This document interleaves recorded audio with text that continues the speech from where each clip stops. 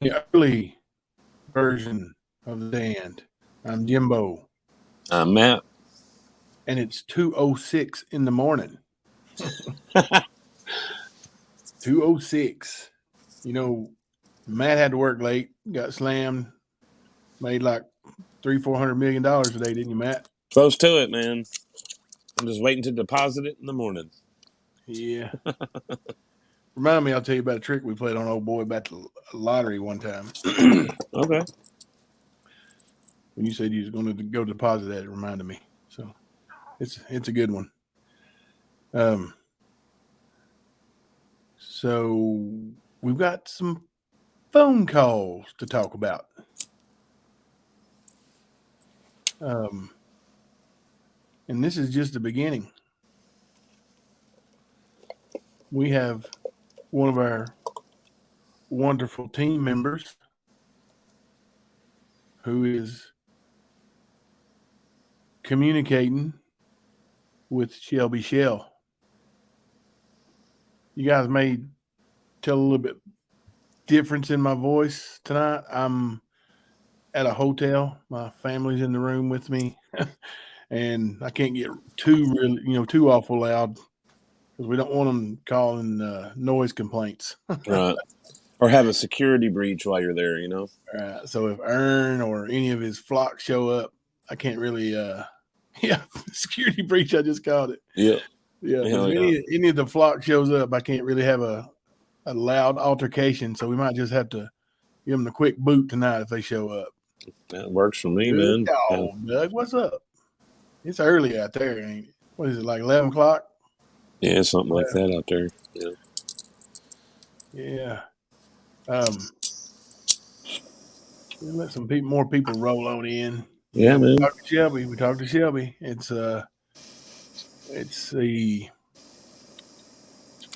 pretty interesting what he's got to say. Of course, he's in prison for admitting to murder, and he's pointing the blame at other people. Well, I was going to say, just like any inmate, man, it was everybody else that did it. Right. They didn't do shit. Yeah. He was burned. Anyway, no matter what, he's also telling some very enlightening stories about his brother. Mm-hmm. Very interesting stuff. A totally different story or feel than what brother portrayed by saying he was a savage lion, set loose on an innocent community. He's going to kill women and children. Yeah, Matt's pick. I think he is tripping on adrenochrome. That's exactly what that is, because Tina Toofus was talking shit about me and Benny I guess, slinging adrenochrome. I don't know.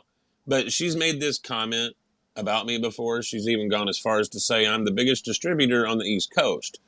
So whenever she started in on me with that shit, I started doing shit like this picture, and I would use it on a troll account and go let them know. You know what I'm saying? But yeah, since she brought it up again today, I figured it'd be fitting for me to have that as my picture. See, Matt can get as loud as he wants to. And Matt, do you see that thing I highlighted on the screen there, buddy? Yeah. Okay, I got to the end there. That's great. That's awesome. That's awesome. Spooky. Yes, it is. Having an affair with the stand. Oh. Do what? I said hot diggity old. Oh. So I'm also using hotel Wi-Fi, so may have some of those issues that Griff has quite often. We may experience those technical issues, technical difficulties. But if I do on this end, Matt should still be good. I don't know. He gets kicked out all time. Oh, I don't know. We're live streaming from your source. You're the. I don't know. It might do it the whole way. I don't know. No, if I got booted, you're in as an admin. Oh no. I know that. I thought you were talking about. Never mind. I thought you were talking about me coming through clear and you not. I'm talking about people being able to hear me. I got you. Yeah. I bet. You're not coming through on my Wi-Fi. That would be tricky. That'd be some Ernie Shell kind of stuff. I was about to say that would be Ernie Shellish. Dude is down there in Texas, like with a foot of snow on his boots, right? Hey, you know, on those size 8s. He must be in that high elevation, bro. Probably down there on the border, high elevation. You know that was cocaine. It wasn't snow. Yeah, now he been having accidental. Oops! I left my microphone on, man. I didn't give away any secrets, though. I didn't give away any secrets. And you know, like, hey, aren't you that bounty hunter guy? Well, yes, I am. So wearing his hat over his eyes, you know, at midnight in a parking lot in East Tennessee. Yeah, he cracks me up with this little misdirection he tries to pull. I remember the last time he was near the border, it was at Niagara Falls. And the 3-syllable safe word. Right. Cage fighter.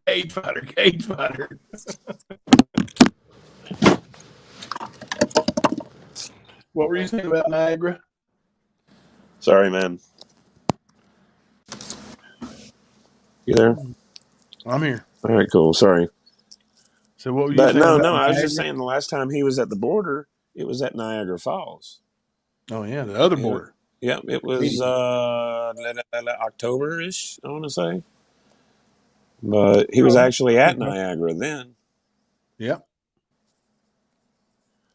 And I mean, he likes doing that kind of shit, man. He'll go set up New York, Kenosha, Hartford, Tennessee, hunting for Brian Laundrie. You know, just different places. He goes and makes appearances, so it looks like he's doing something, and people keep giving him that money. Well, I do believe he's going to be in Plano tomorrow. Is that what he's saying? It's on his. He said that when he was speaking to somebody today. You know, he had some stuff to do in Plano and the Dallas area. They got maybe he said they had 15 people working for him in Plano and Dallas area. Oh, nice! Yeah, I can't remember.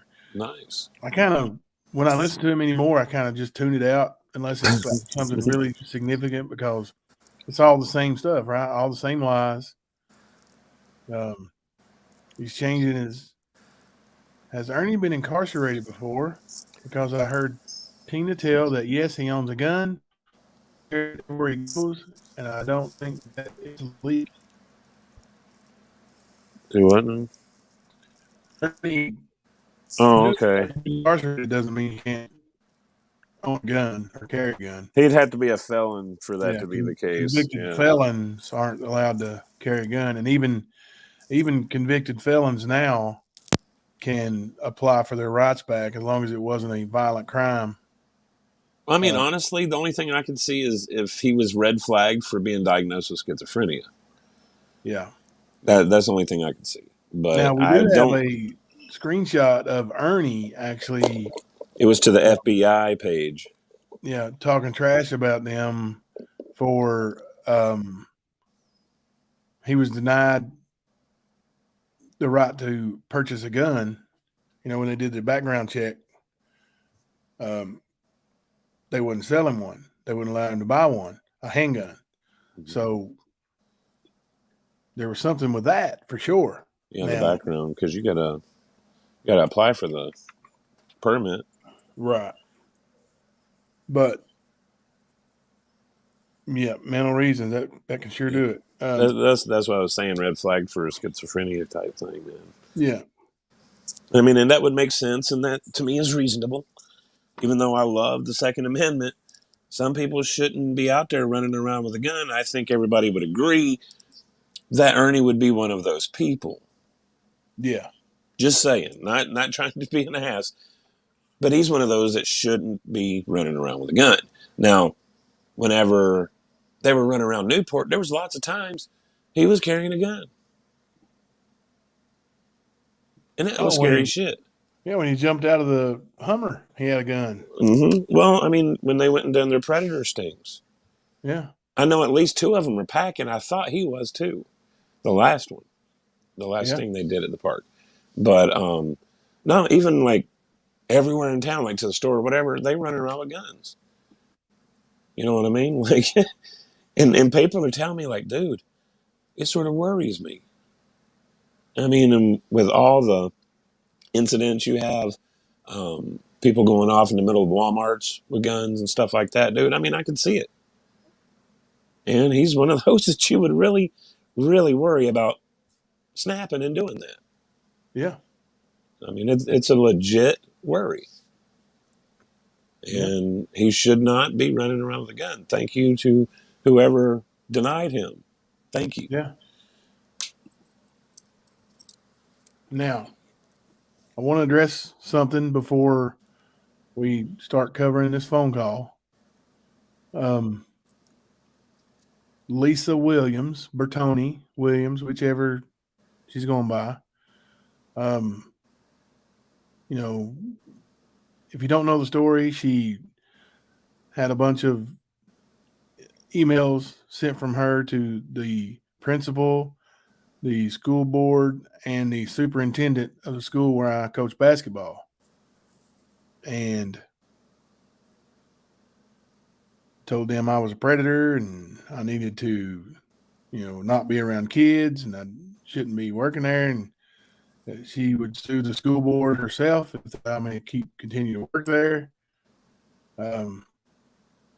Well, some people had my back after she came online and physically admitted that was her, and then began to cuss me in an awful tirade while Grandmaster Ernie sat back there and laughed about it. And she cussed while my kids were in the room, telling me how worthless I was. So some people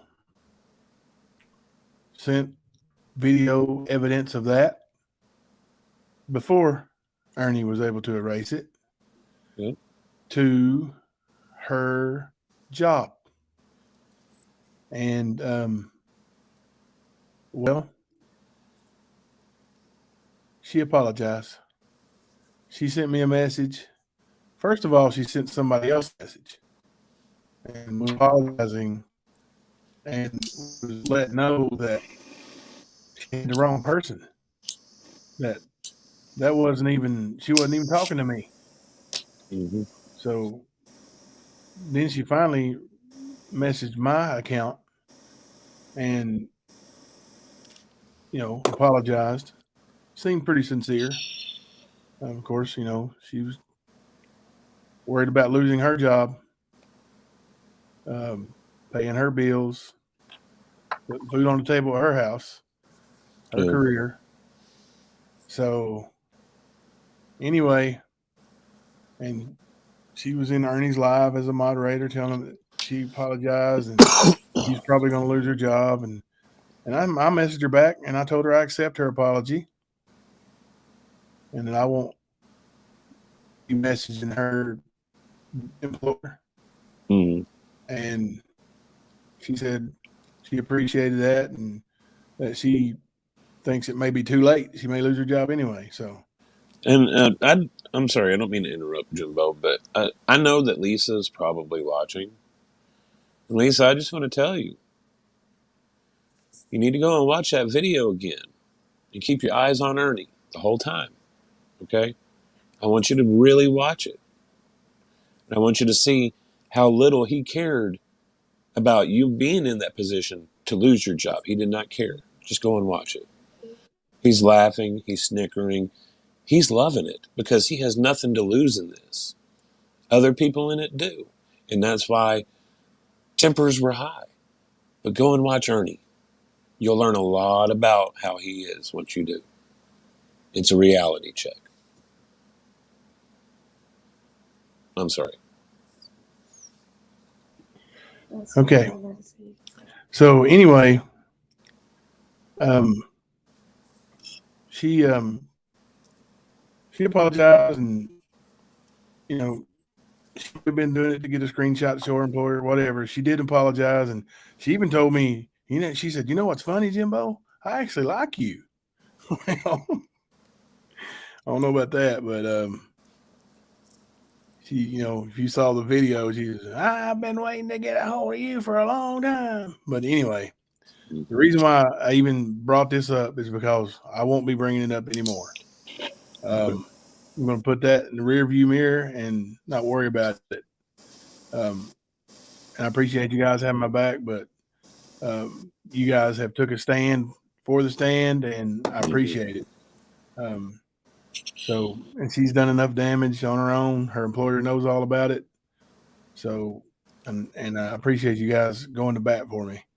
But that's over now, and we can move on, focus on Ernest Mac Shell. the reason why we're here. Mm-hmm. The little liar that terrorizes women and children and men and anybody who's ever been his friend, and he's gathering information that he can use against them later to extort them, blackmail them, or strong arm them. He's done it for years and years and years, and it's going to stop. It's going to stop now. You're fixing to hear from his baby brother. And fixing is a good old Southeast Kentucky word that we use. Like, it's really like you're getting ready to hear, but we say fixing. Mm-hmm. You fixing to hear baby brother. He's going to tell you some stuff about big brother. Like I said, he tells some lies. I know he tells some lies because he's lying on me at certain points. Mm-hmm. So I can't, be hypocritical of me to think or say that I believe everything that comes out of his mouth. Well, he is a shell, so you sort of have to consider the percentage of a lie. I fully believe that, just like with Ernie, there's partial truths. And when he's talking about Ernie, you can hear a different kind of pain, like his brother did him wrong. And one thing in particular, that's one of the first things you're going to hear, is that there's been one time in their lives. Ernie's 42. I think Shelby was, I can't remember how old he said he was. He's in his 30s. I think he's 30. Is it 30? No. I think he was 33 when he took the plea deal. He says it in the phone call. So, okay. And you can look it up on his prison record, but Anyway, the one thing Ernie said one time in their whole life, 38, there you go, is, I love you, brother. One time in their lives, Ernie told him he loved him. Mm-hmm. You know when that was? It was in that text message, wasn't it? No. No. No. That was the text message was from That was from Ernie. Shelby saying that, Yeah. Shelby had no problem telling Ernie he loves him. He has no problem telling anybody he loves him. Mm-hmm. But when Ernie called him from the state police barracks and tried to get him to talk about the murder at 3 o'clock in the morning, told him he loved him. Never in his life has he ever said it before. Wow. But he told him he loved him. You know what that did? Threw up a big red flag. Well, yeah.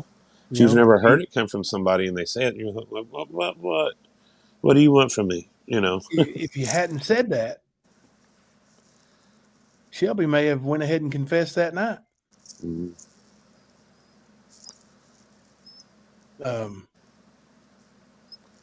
Or at least talk to him, like, but it caught Shelby off guard that his brother, who's never in his life told him he loved him, called him at 3 o'clock in the morning and told him he loved him.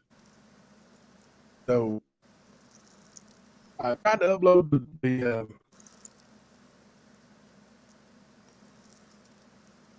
phone call. Mm-hmm. I've got 3 seconds of it uploaded, and then, of course, even though we went on late, I was still running behind, so I didn't get it all uploaded, all the segments uploaded. The last one I tried didn't go, so what I'm going to do is just pull up the recording on my phone, start it from the beginning. I'll play it, let you guys hear it, and start. It's 15 minutes long, so I'll play a couple minutes, we'll stop it, and we'll talk about a few things. You guys, while you're listening, if you hear something you want us to address, with the best of our knowledge, type it in there, and our mods will try to bring it to our attention. If I don't see it or Matt don't see it, and we'll try to address it before we move on and hear some more. Yep. Fair enough. Throw me a 1 up in the chat. If that's good. And listen, I hate saying throw me a 1 up in the chat and throw me emojis up in the chat, but I reckon that's part of the thing that has something to do with positively affecting our algorithm with YouTube. So that's why we say that. We appreciate you guys being such great participants and helping us with that. So without further ado, let's hear from Mr. Shelby Shell. Called me. Right. He was kind of asleep. He just woke up.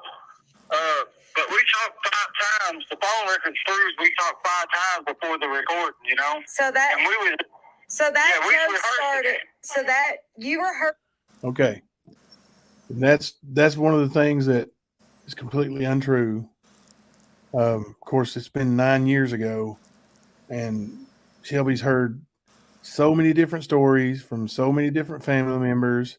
Mm-hmm. Shelby didn't even know that the DNA evidence wasn't used in the trial, and he's sitting right there, front row of the trial in the defendant's seat the whole time. So a lot of information that he has wrong came from his family, right? And mostly his sister, Amber, who is probably the most manipulative liar of the whole bunch, more than Ernie.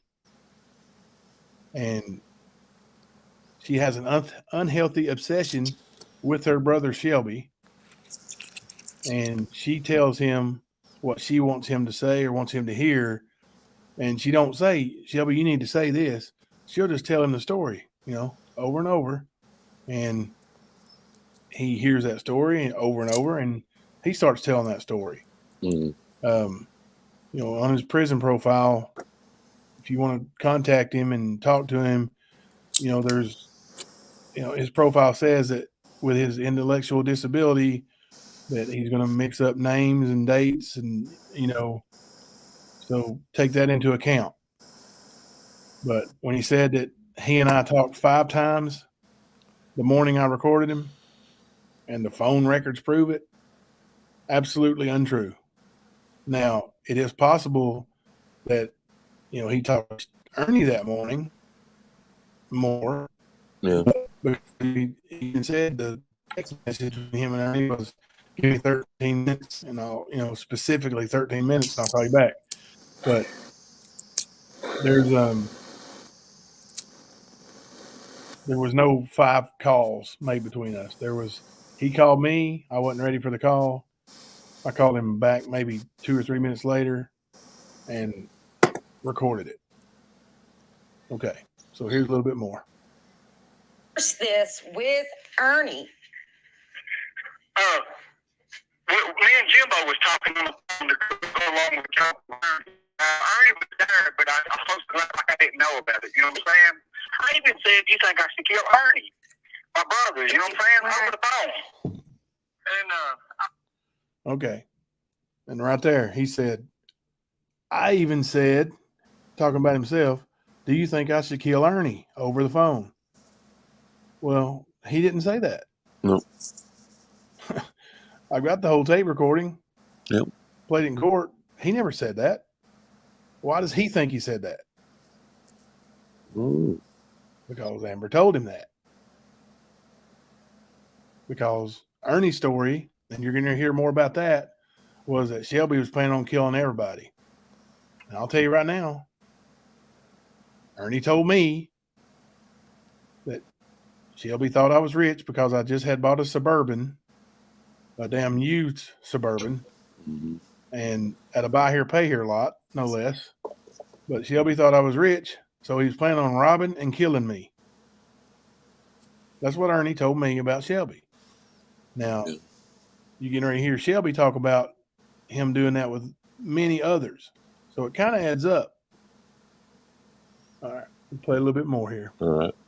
I was joking. I was just messing around with Ernie because we always joked around because he'd always joke around with his old lady saying, well, he wrecked her car or this and that. He'd tell my sister that I whooped Laura and stabbed her in the face. You know what I'm saying? I don't get women, you know what I'm saying? But we'd always joke because he'd always want to go these jokes like these stupid pranks and stuff. And I'd go along with him like an idiot because he'd always mislead me for real.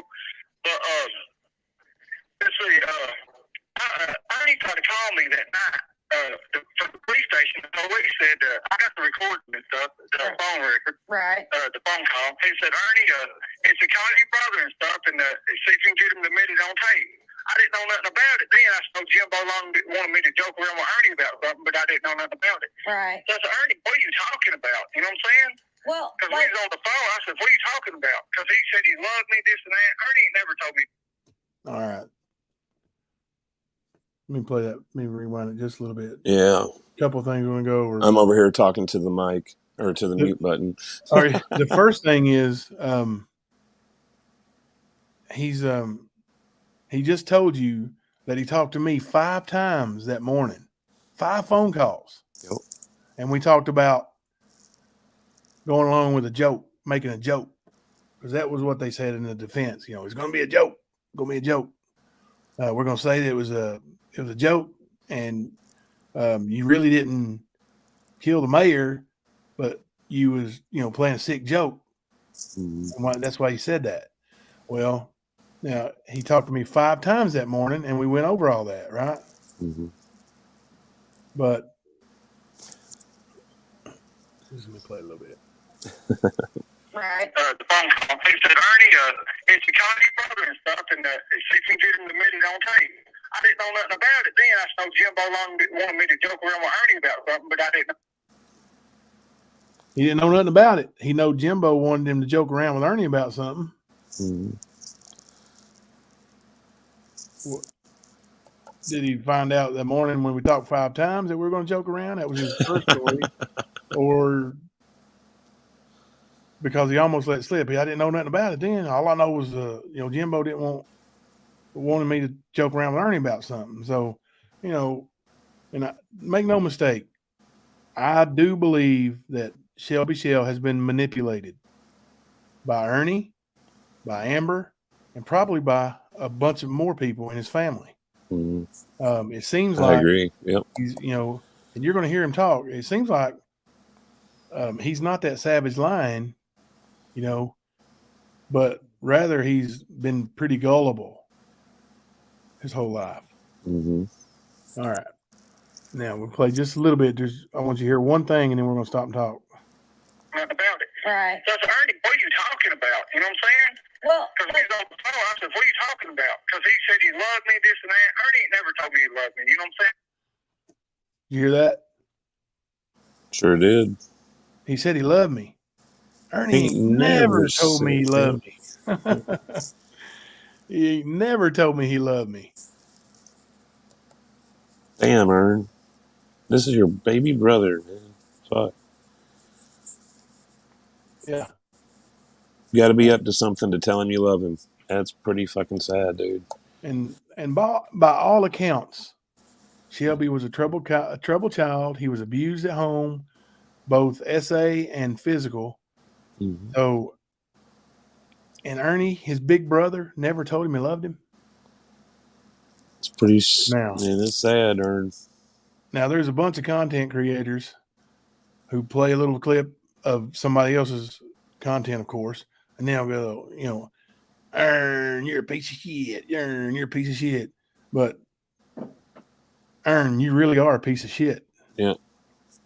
Like, no matter what, you go throughout your childhood, throughout your adult life, up until Shelby goes back to prison, and you never tell your baby brother who's been abused that you love him.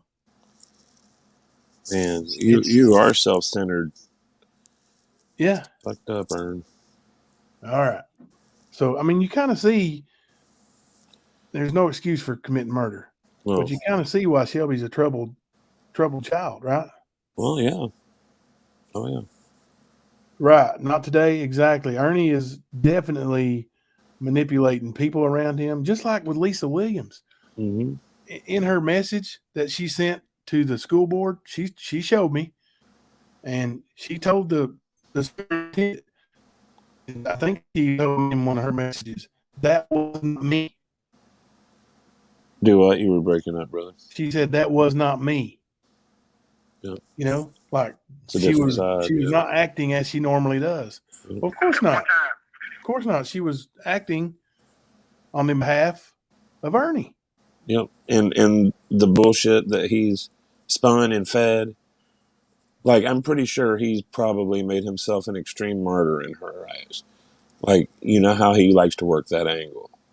And I'm pretty sure that's what's happened. Yeah. Because not for nothing, she's never done that before. So it was out of character from what we've seen. So, yeah, I mean, but yeah, that's what those lies and little games and shit people play on you, it'll get you emotional. Right. And we're like 3, maybe 4 minutes in, looks like about 3 minutes in to a 15, almost 16-minute phone call. And you've already heard some traumatic stuff, right? Like, it's, if Ernie was wanting to write a book, that would be the book. Yeah. Not about a murder, not about, a slasher film. That's the book. This guy's life with his brother and his family manipulating and then turning his back on him. Mm-hmm. I can't remember if it's in the call or if it's in some of the messages I've seen back and forth. And once again, I want to thank this incredible awesome team member. Like, it's just unbelievable. And she's not lied to, Shelby. Shelby knows that she is conducting an investigation, and she speaks to me, and that she recorded every word that was said. He knows. She was up front with him about it. Yep. So, this is called doing things the right way. All right, let's play a little bit more, and we'll discuss. I'm gonna probably play a couple minutes, and then we maybe try to get to the halfway point if I can without stopping, and then we'll discuss for a few minutes. Are you guys hearing that right? Can you hear that, Matt? Most of it. You're only breaking up. It's like it's going in a pattern. Yeah, well, there's some of it that's it's like it is a tape recording of a phone call from jail, so it's kind of the recording has been solid. Well, that's what I just asked. Can you hear the recording? Yeah, I'm sorry. I thought you were talking about you. No, I don't care if you can hear me or not. Let's just hear, as long as you can hear the recording. Yeah, I'll let you know if we miss some. All right, here we go. My whole life, he said, "Man, I love you, man." You know, he said that. So he basically didn't do anything. Like Ernie didn't start telling you he loved you till this incident. Right. See, he killed Pam Stevens and I was called Robin Killer and stuff. And he told his wife and stuff, his ex-girlfriend, his ex-wife, that I was going to rob and kill her. So I was trying to get her to come down out to his house and stuff.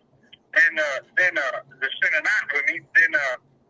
And see, because he had no feelings for her. You know what I'm saying? They've been split up for 5 years. And this is not over. Well, but if he's gay, like I said, if he was gay, why did it bother him?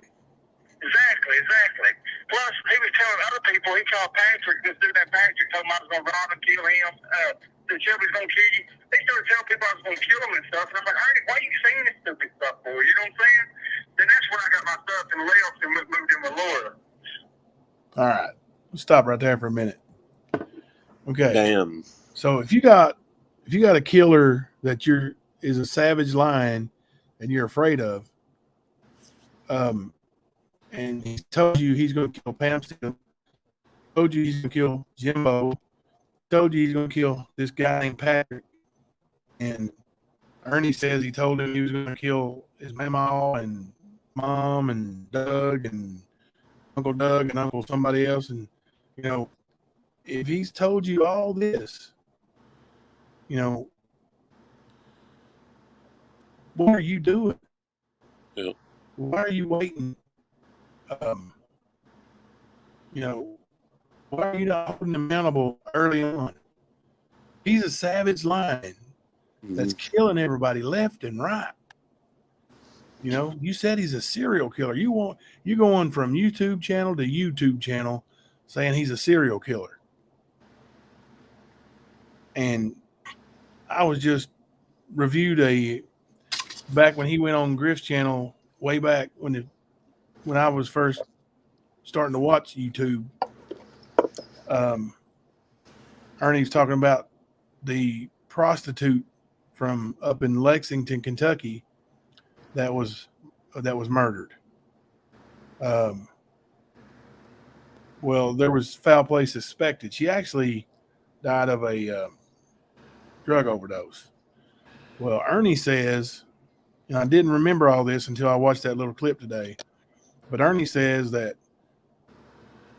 since Shelby was such a experienced drug user, he knew how to put a hot shot into her and blow her vein up and kill her on the spot, and said she started shaking and dying, and said that Shelby stood over her and held her down and said, "Die, bitch, die. Then now you know what dying feels like," or something like that.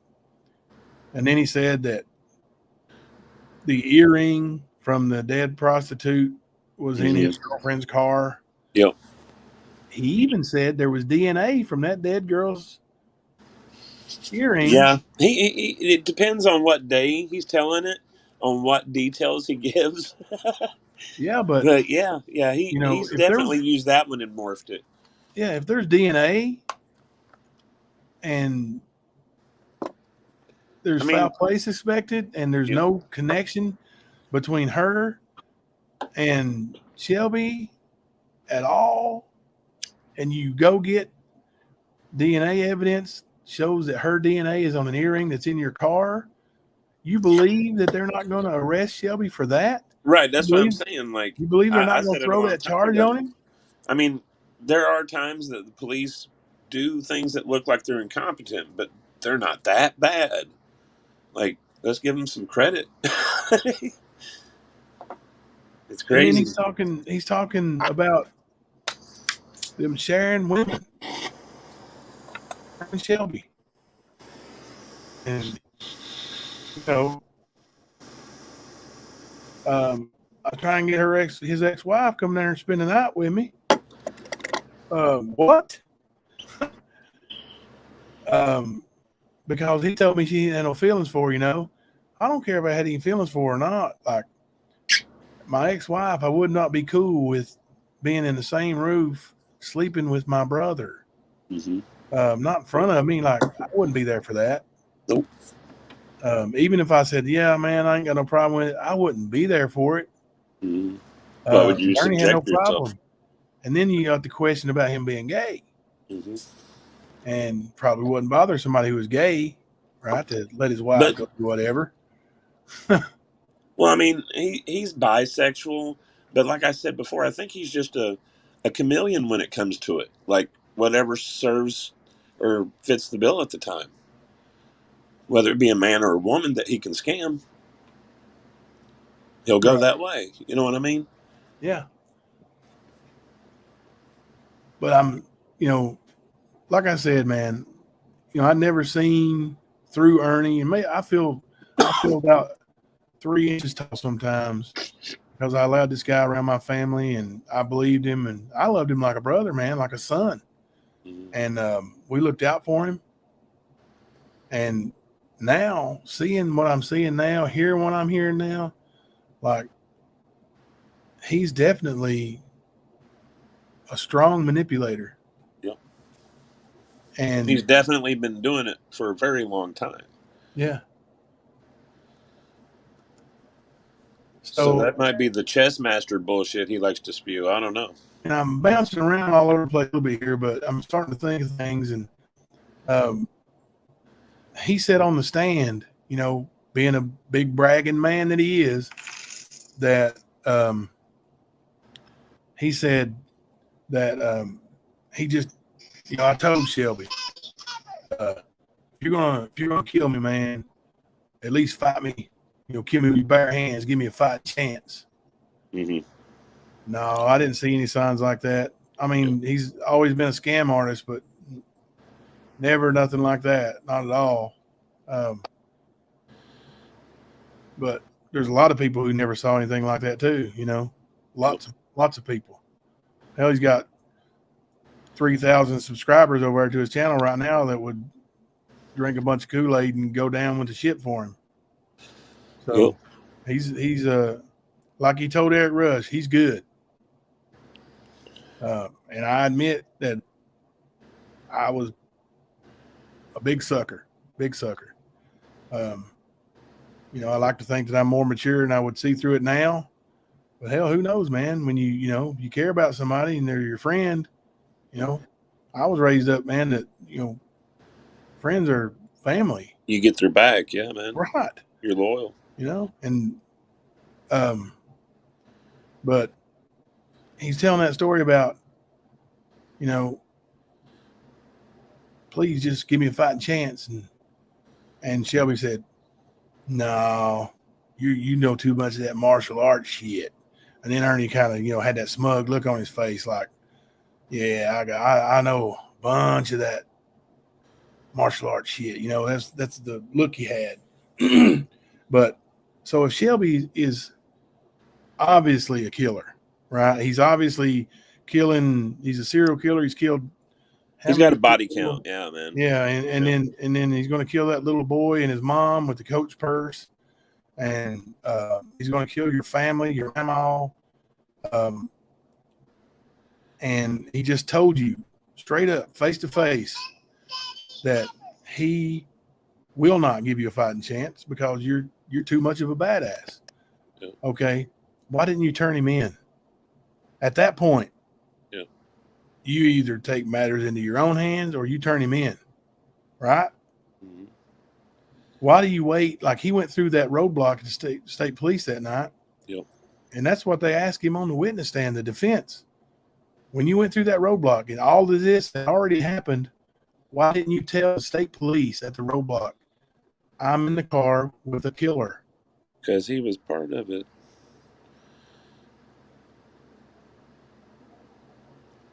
I almost think that Ernie might have felt, because if you hear Ernie's story and you've seen some of the stories he's told to people in private messages about the arrest of Shelby, which is completely false, about how it took, what did he say, 27 Agents, SWAT team members and agents to take him down, and they all tased him, and he just kept ripping the tasers out.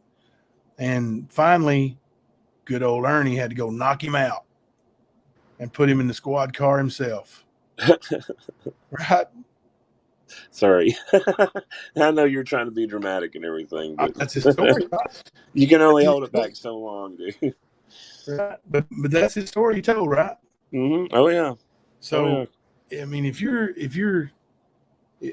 Shelby is that guy that is that, savage, as you say,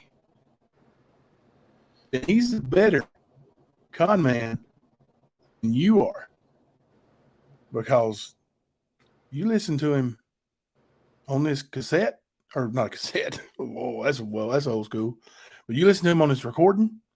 You listen to him in his jailhouse interview. He don't come off as a savage. No, not at all. Now he does say right off the bat, my brother set me up. But savage, I don't get it, man. I don't get it. If he's killing everybody so left and right, and you're such a badass, then why didn't he go ahead and kill you? I mean, if he's gonna kill his 80-some-year-old grandma, why didn't he kill you?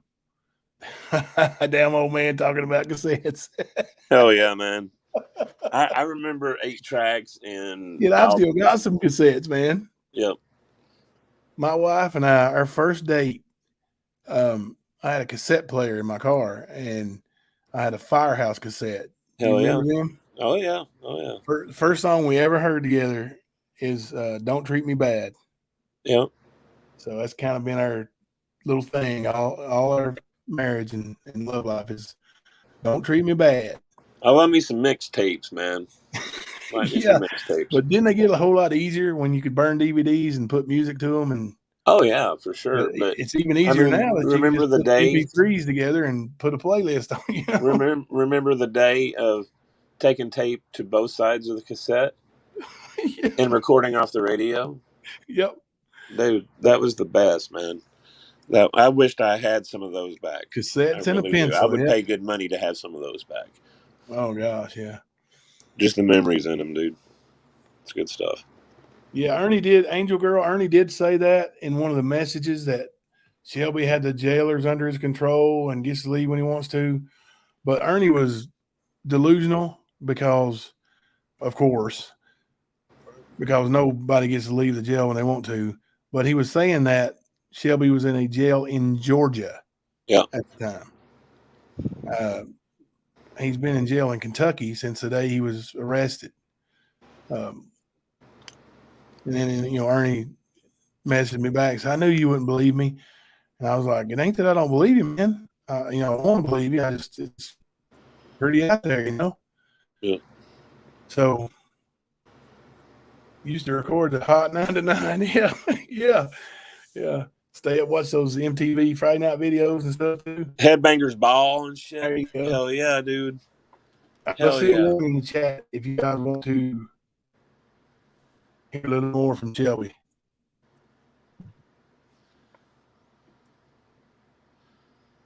But yeah, man, I remember watching the first video that Metallica ever put out.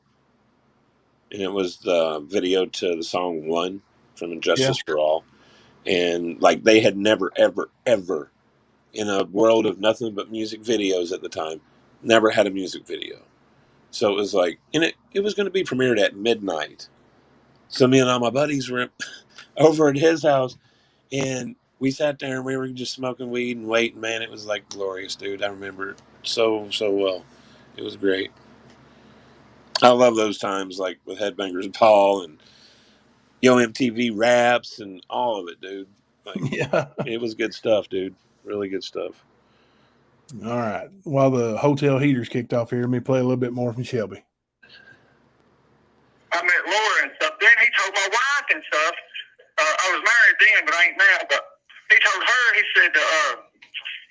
gonna kill her and stuff. You know what I'm saying? I mean, it don't even make no sense. You know? Okay. I mean, So here's what Ernie has got out in the world. he told my family that I was gonna kill them. You know what I'm saying? And we took my mama to church, and he kept trying to. My mama was real old, like 80 something, Right. at the time, and he kept trying to scare her backing off the hill and stuff. And I'm like, Ernie, quit, man. She got a bad heart. We took her to church, and he wanted to drop her off in the parking lot. And so I said, nah, man, we got to walk her in. So I walked her up the ramp and up the steps and took her in the church, you know, and made sure she got there. But as soon as we got to my mama's and stuff, he was ready to go that day. We went in there for about maybe 5 minutes, and he was like, look, man, we got to go. Like, he started acting weird on me, you know. And I'm like, man, we just got here. We drove all the way up here. We just got here.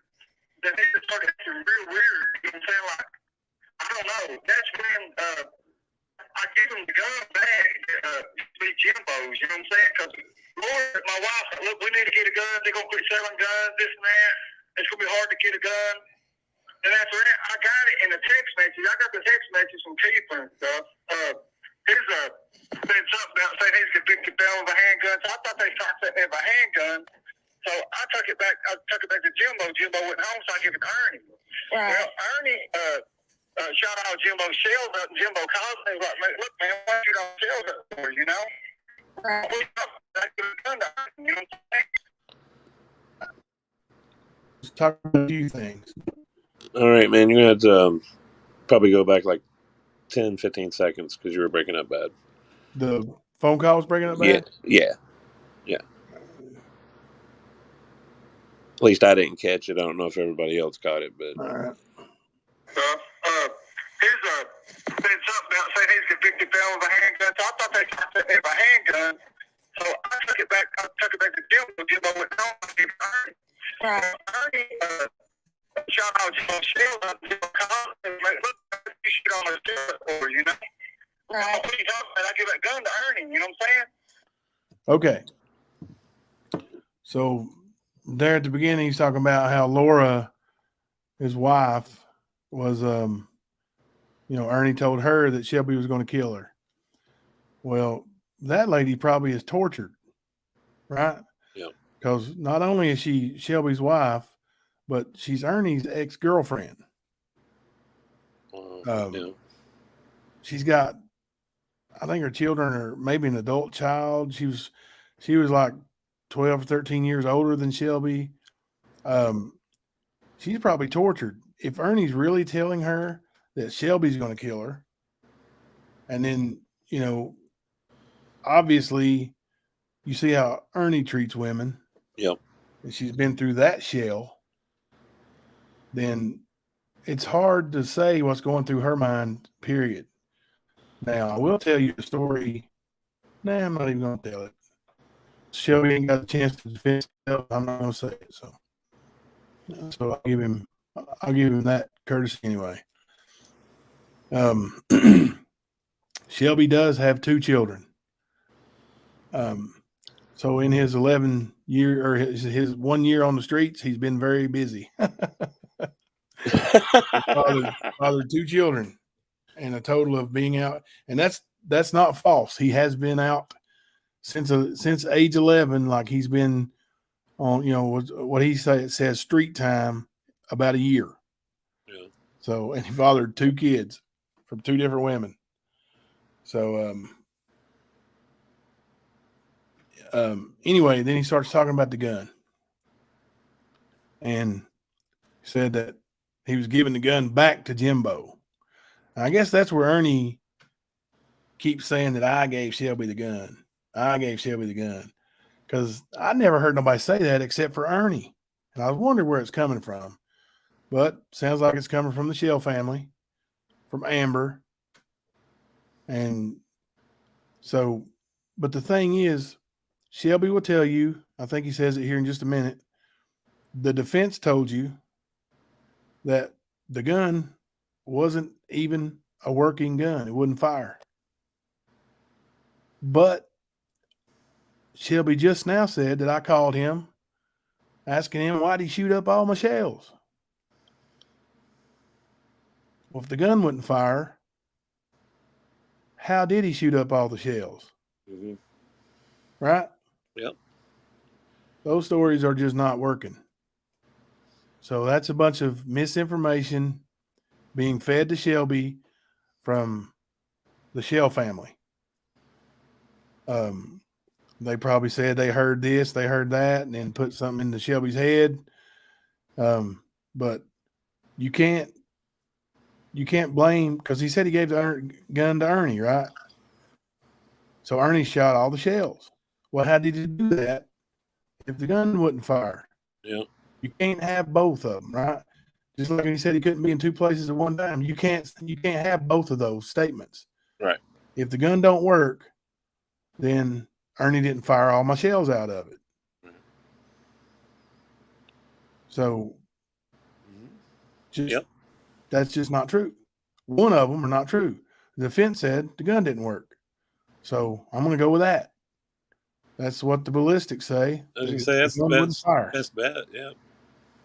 So the other was fed to Shelby by the Shell family, either Ernie or Amber or both. Ernie feeds Amber, Amber feeds Shelby. And Amber's got a big mouth and likes to stir up trouble, always has, always will. She is the female version of Ernie on steroids.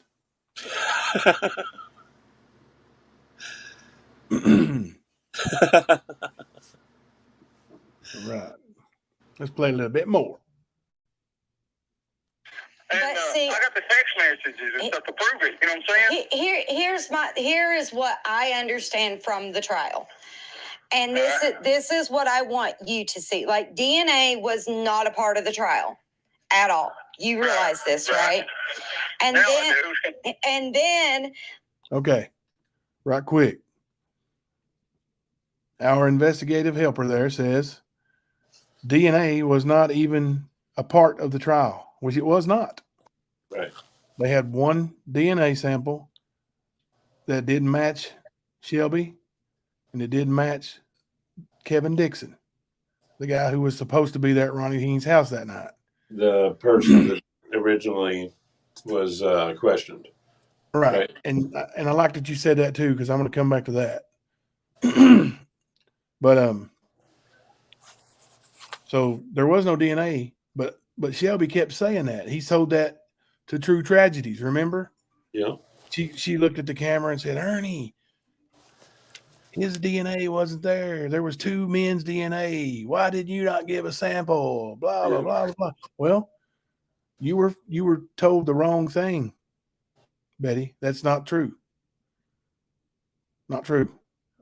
And did you hear what Shelby said when she said that? She said, you do realize that, right? You hear what he said? Yeah. Now I do. First time in 9 years since the murder was committed to now, it's been 9 years.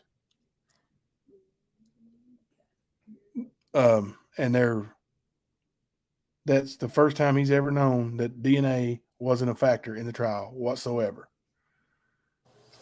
But he's makes you wonder how much they've been lying to him about it. Right. I mean, you can see that he's being fed bullshit, right? Yep. Seems like it.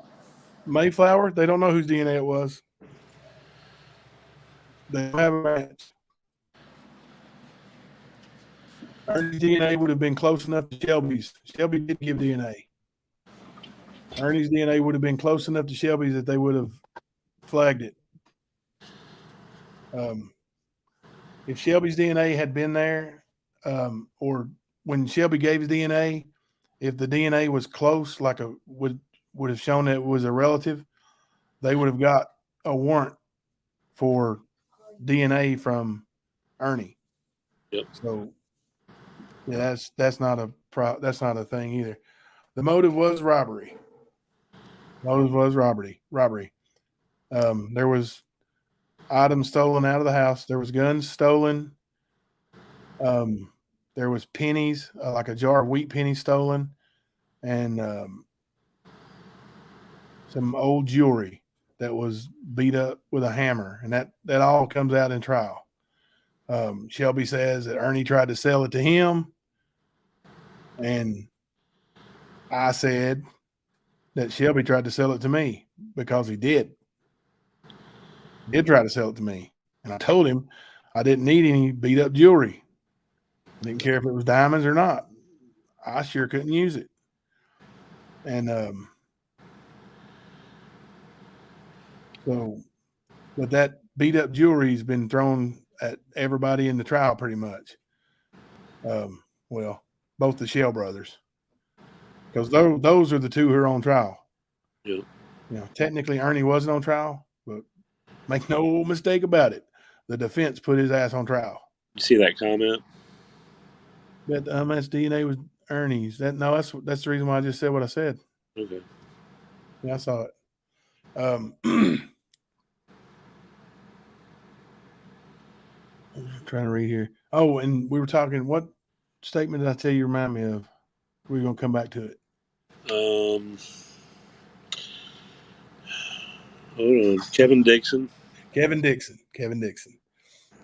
Now, Ernie, when I was watching Griff's replay there a while ago from some research I was doing, said that Kevin Dixon is the guy they originally arrested.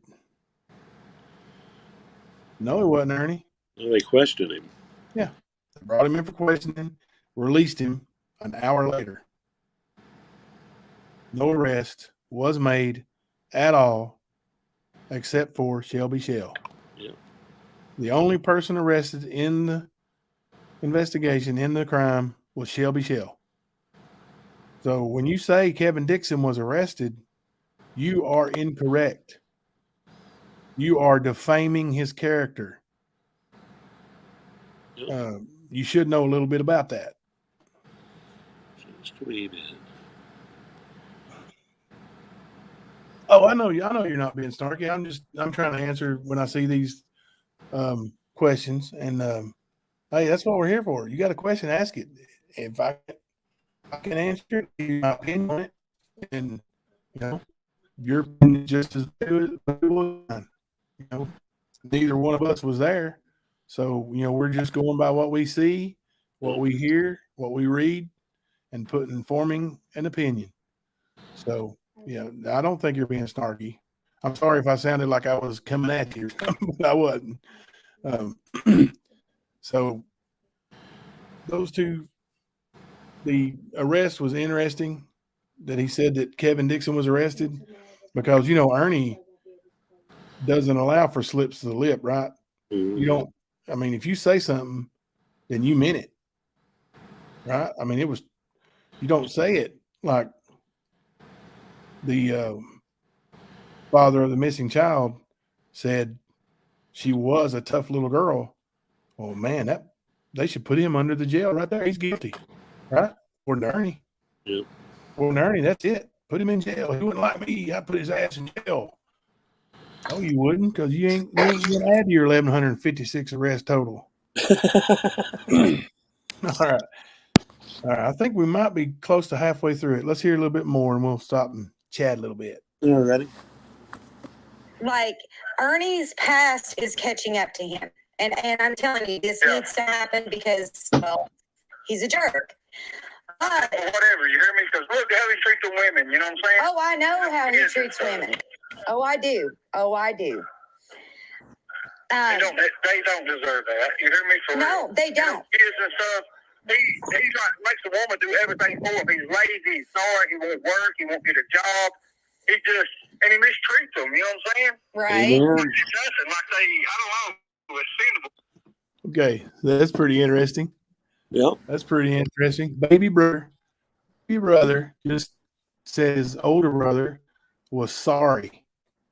Lazy. I don't know if the word is universal, but like growing up in Eastern Kentucky, like when you call somebody sorry, you're calling them a lowlife that won't lift their finger to scratch your ass. Right. That's sorry. He said he won't work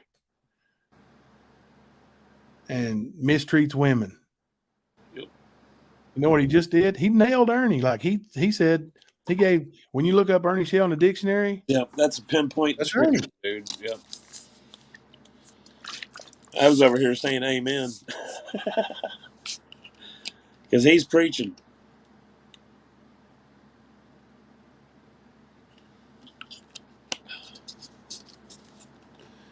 Lovely caffeine. Yes. Yeah. So Yeah. play a little bit more of Shelby putting his on blast. Well, I don't know. Well, they're not. I mean, no life is actually expendable, and that's how I feel. Right. Like the more Right. the more I start like digging in, like Jimbo I was. thought I knew my brother, but Ernie evidently he's raped women before. He's done horrible things to me. I didn't ever know it.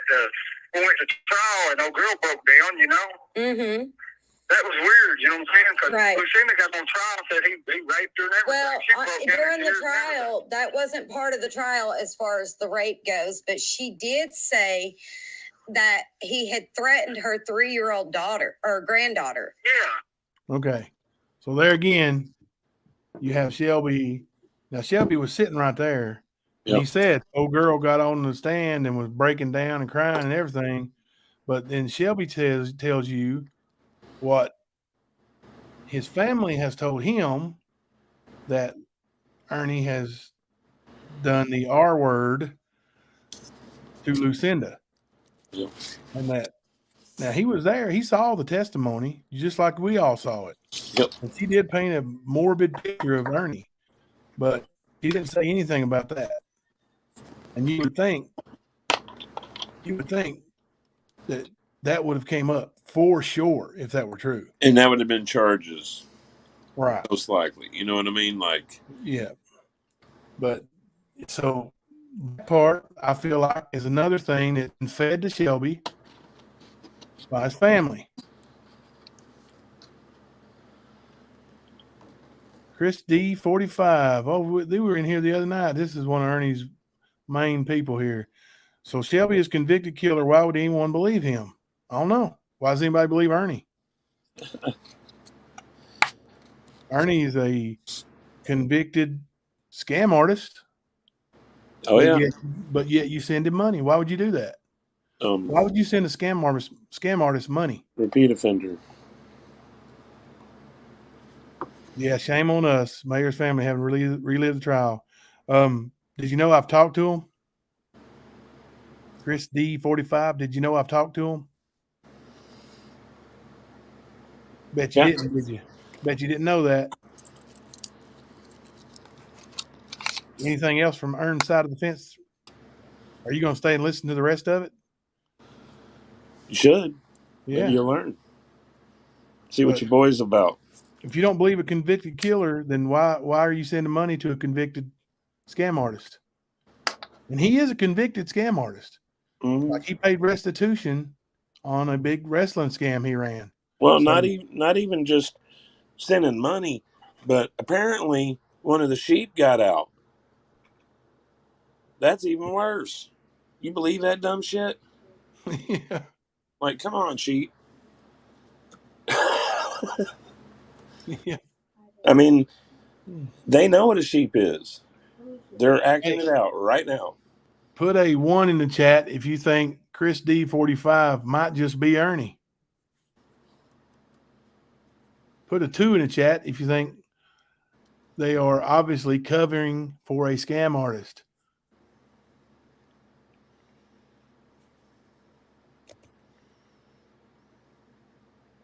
That's what I think.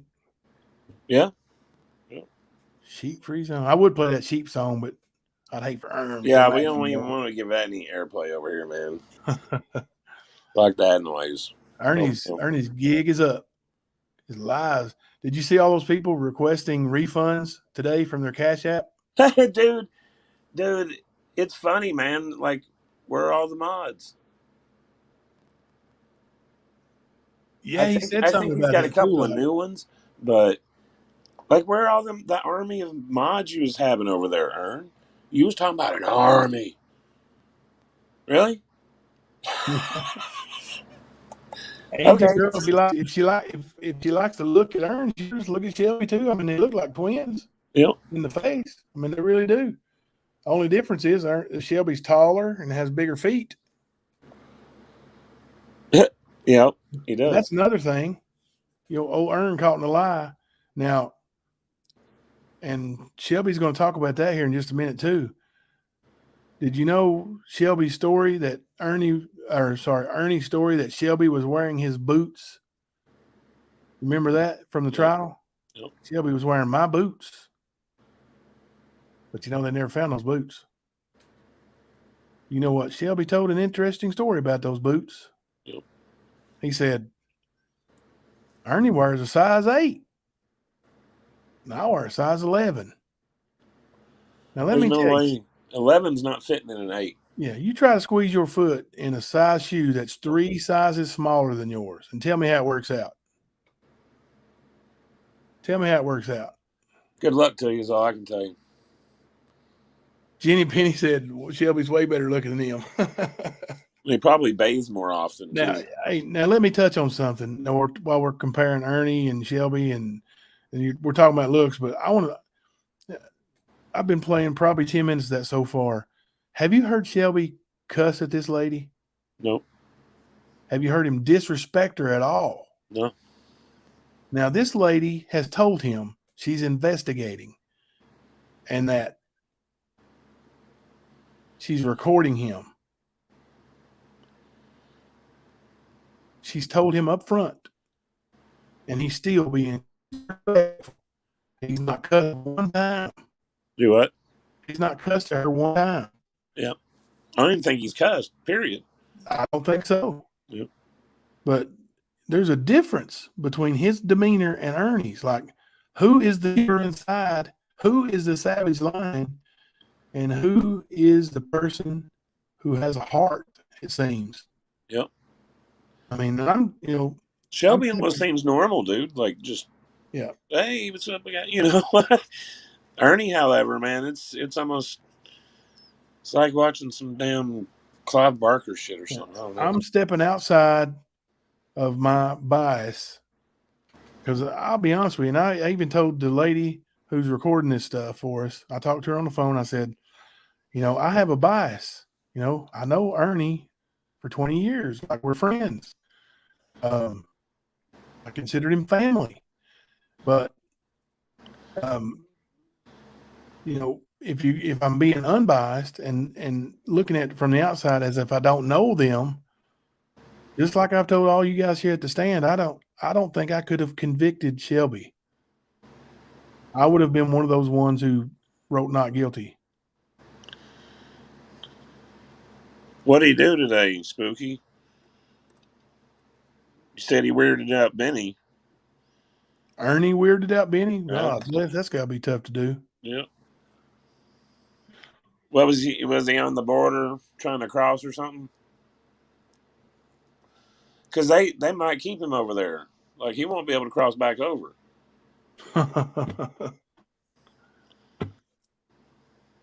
Yeah, go check out that teaser. Go check out that teaser if you haven't seen it already. Go check that out.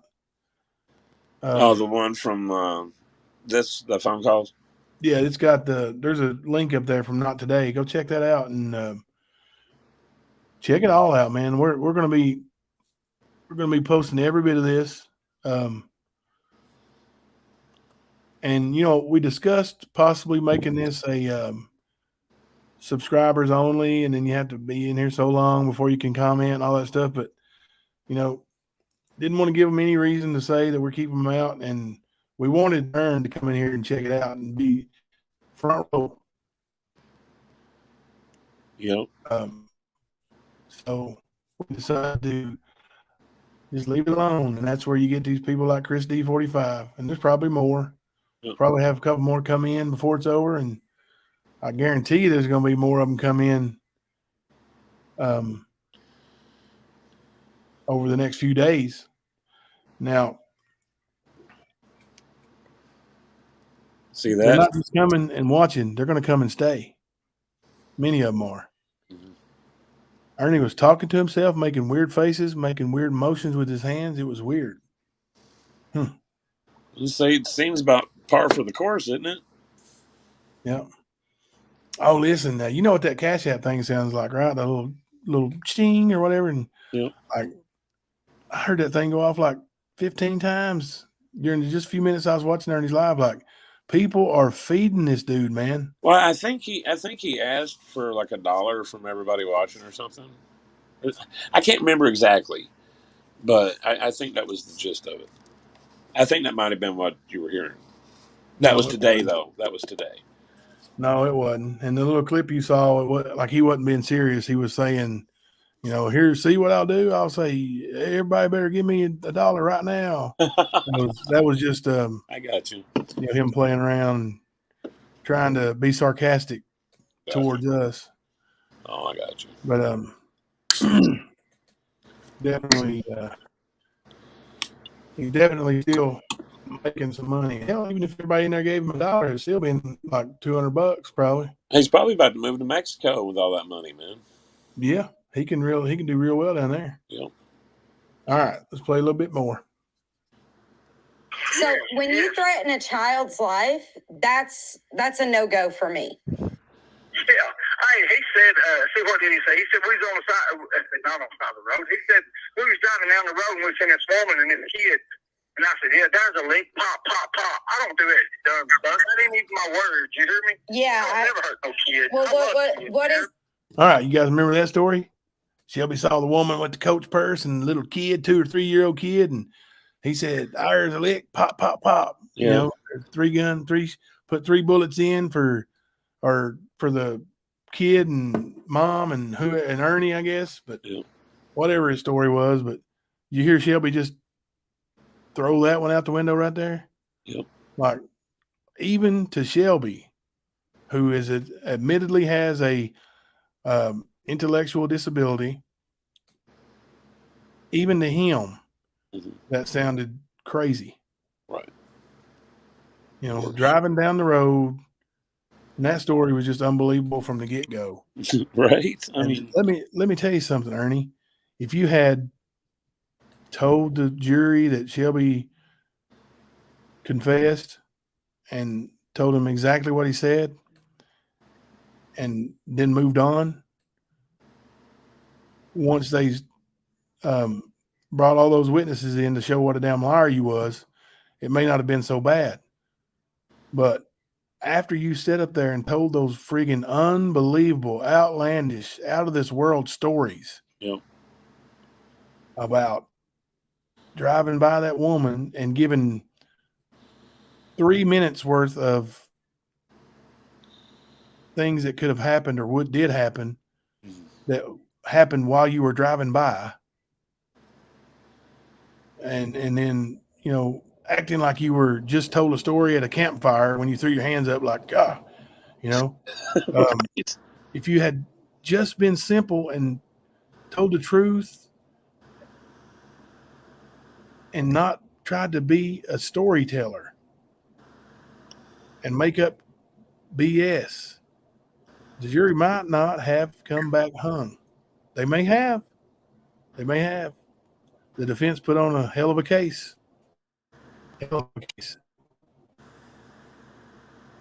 Dalton was backpedaling.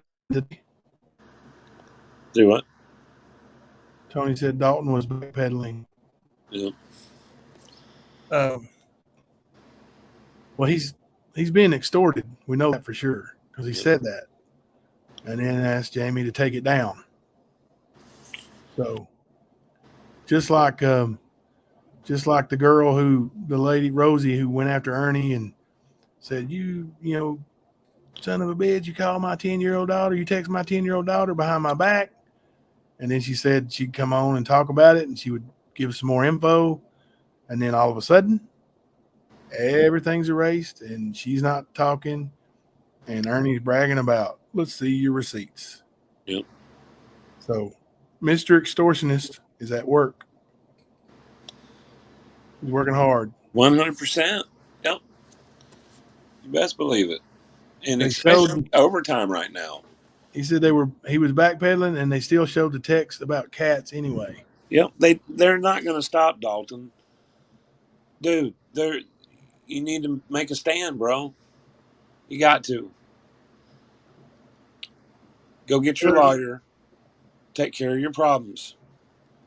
Well, they're saying that Dalton had sex with a cat, right? Right, for art. Okay. Well, let me tell you something. Maybe Ernie's little wiener would fit inside a cat, but most adult males would not. So that just don't make no sense to me.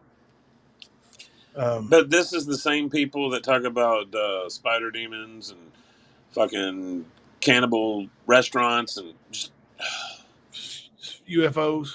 yeah, man. Like, come on, guys. I mean, I'm going to believe about Bigfoot before I believe any of that shit. Yeah. And you're going to have a good time trying to convince me of that. So, like, you need to bring a better fucking theory, dude. Yep. These people are crazy. Like, seriously. And Dalton, man, make a stand, bro. Throw us some ones up in the chat. We want to hear some more Shelby. Looks like we have approximately 5 minutes left of Shelby. Word. So we're making progress. 5 minutes tonight.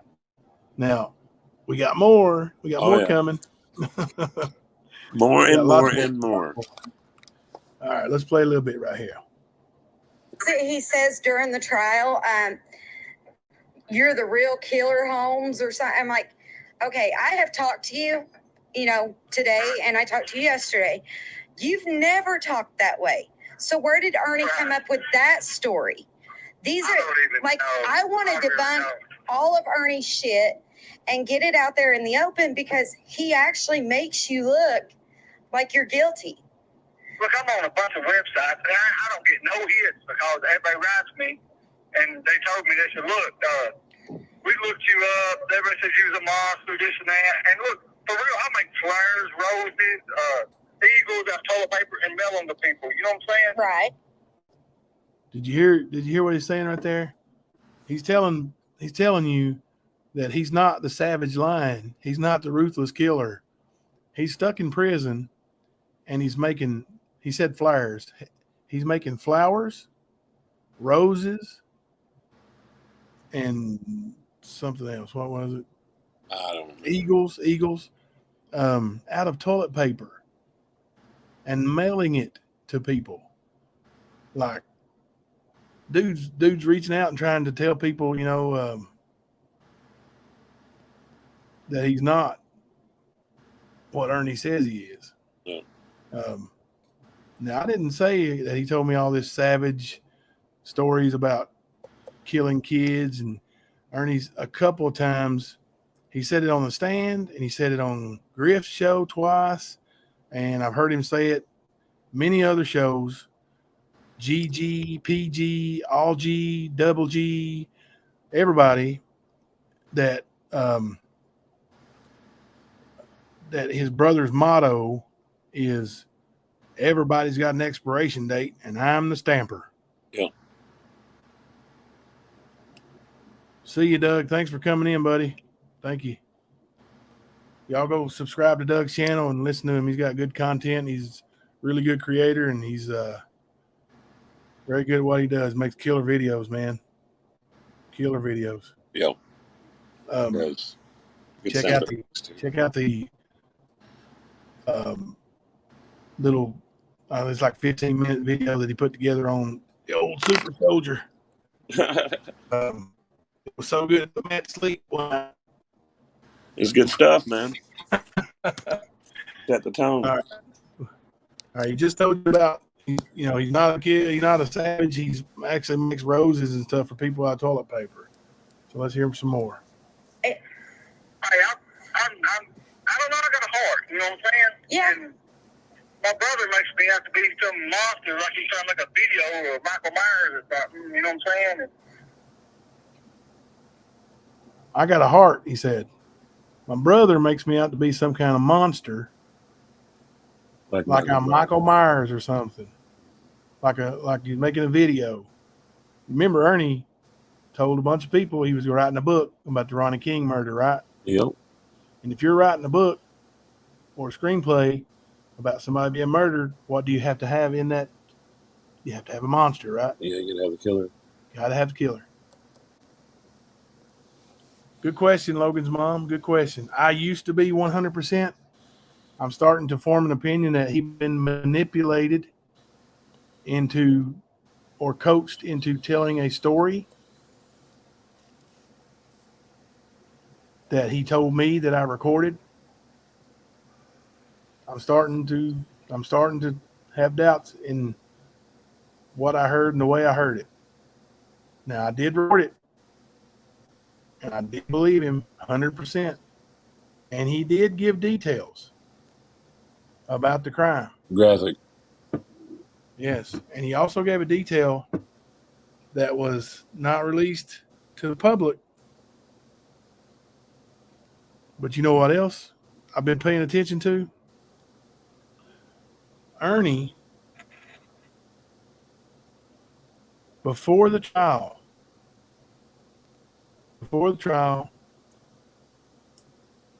had told people that Shelby gave details about how the man was murdered. He told his sister Amber this. Amber's her, but did she make part of it? Ernie told her that the man was killed, put a pillow to the head, she threw the pillow and killed him. Okay? And Ernie, in his own admission, says it was not released to the public. The police won't let nothing like that out to the public in their investigation. How did Ernie know? Yep. That's true. Yeah. Now, he told Amber this before Shelby supposedly confessed. Straight up. Like, Ernie had been investigating the crime of Ronnie King, the man he'd never heard of before. Well, I mean, not for nothing, man. I mean, we said it before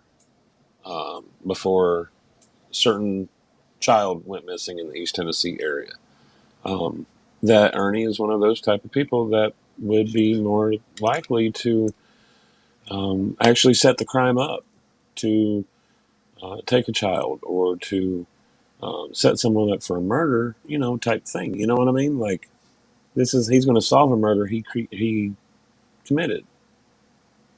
You get what I mean, or where I'm going with that? Yep. I mean, not like I said, not for nothing.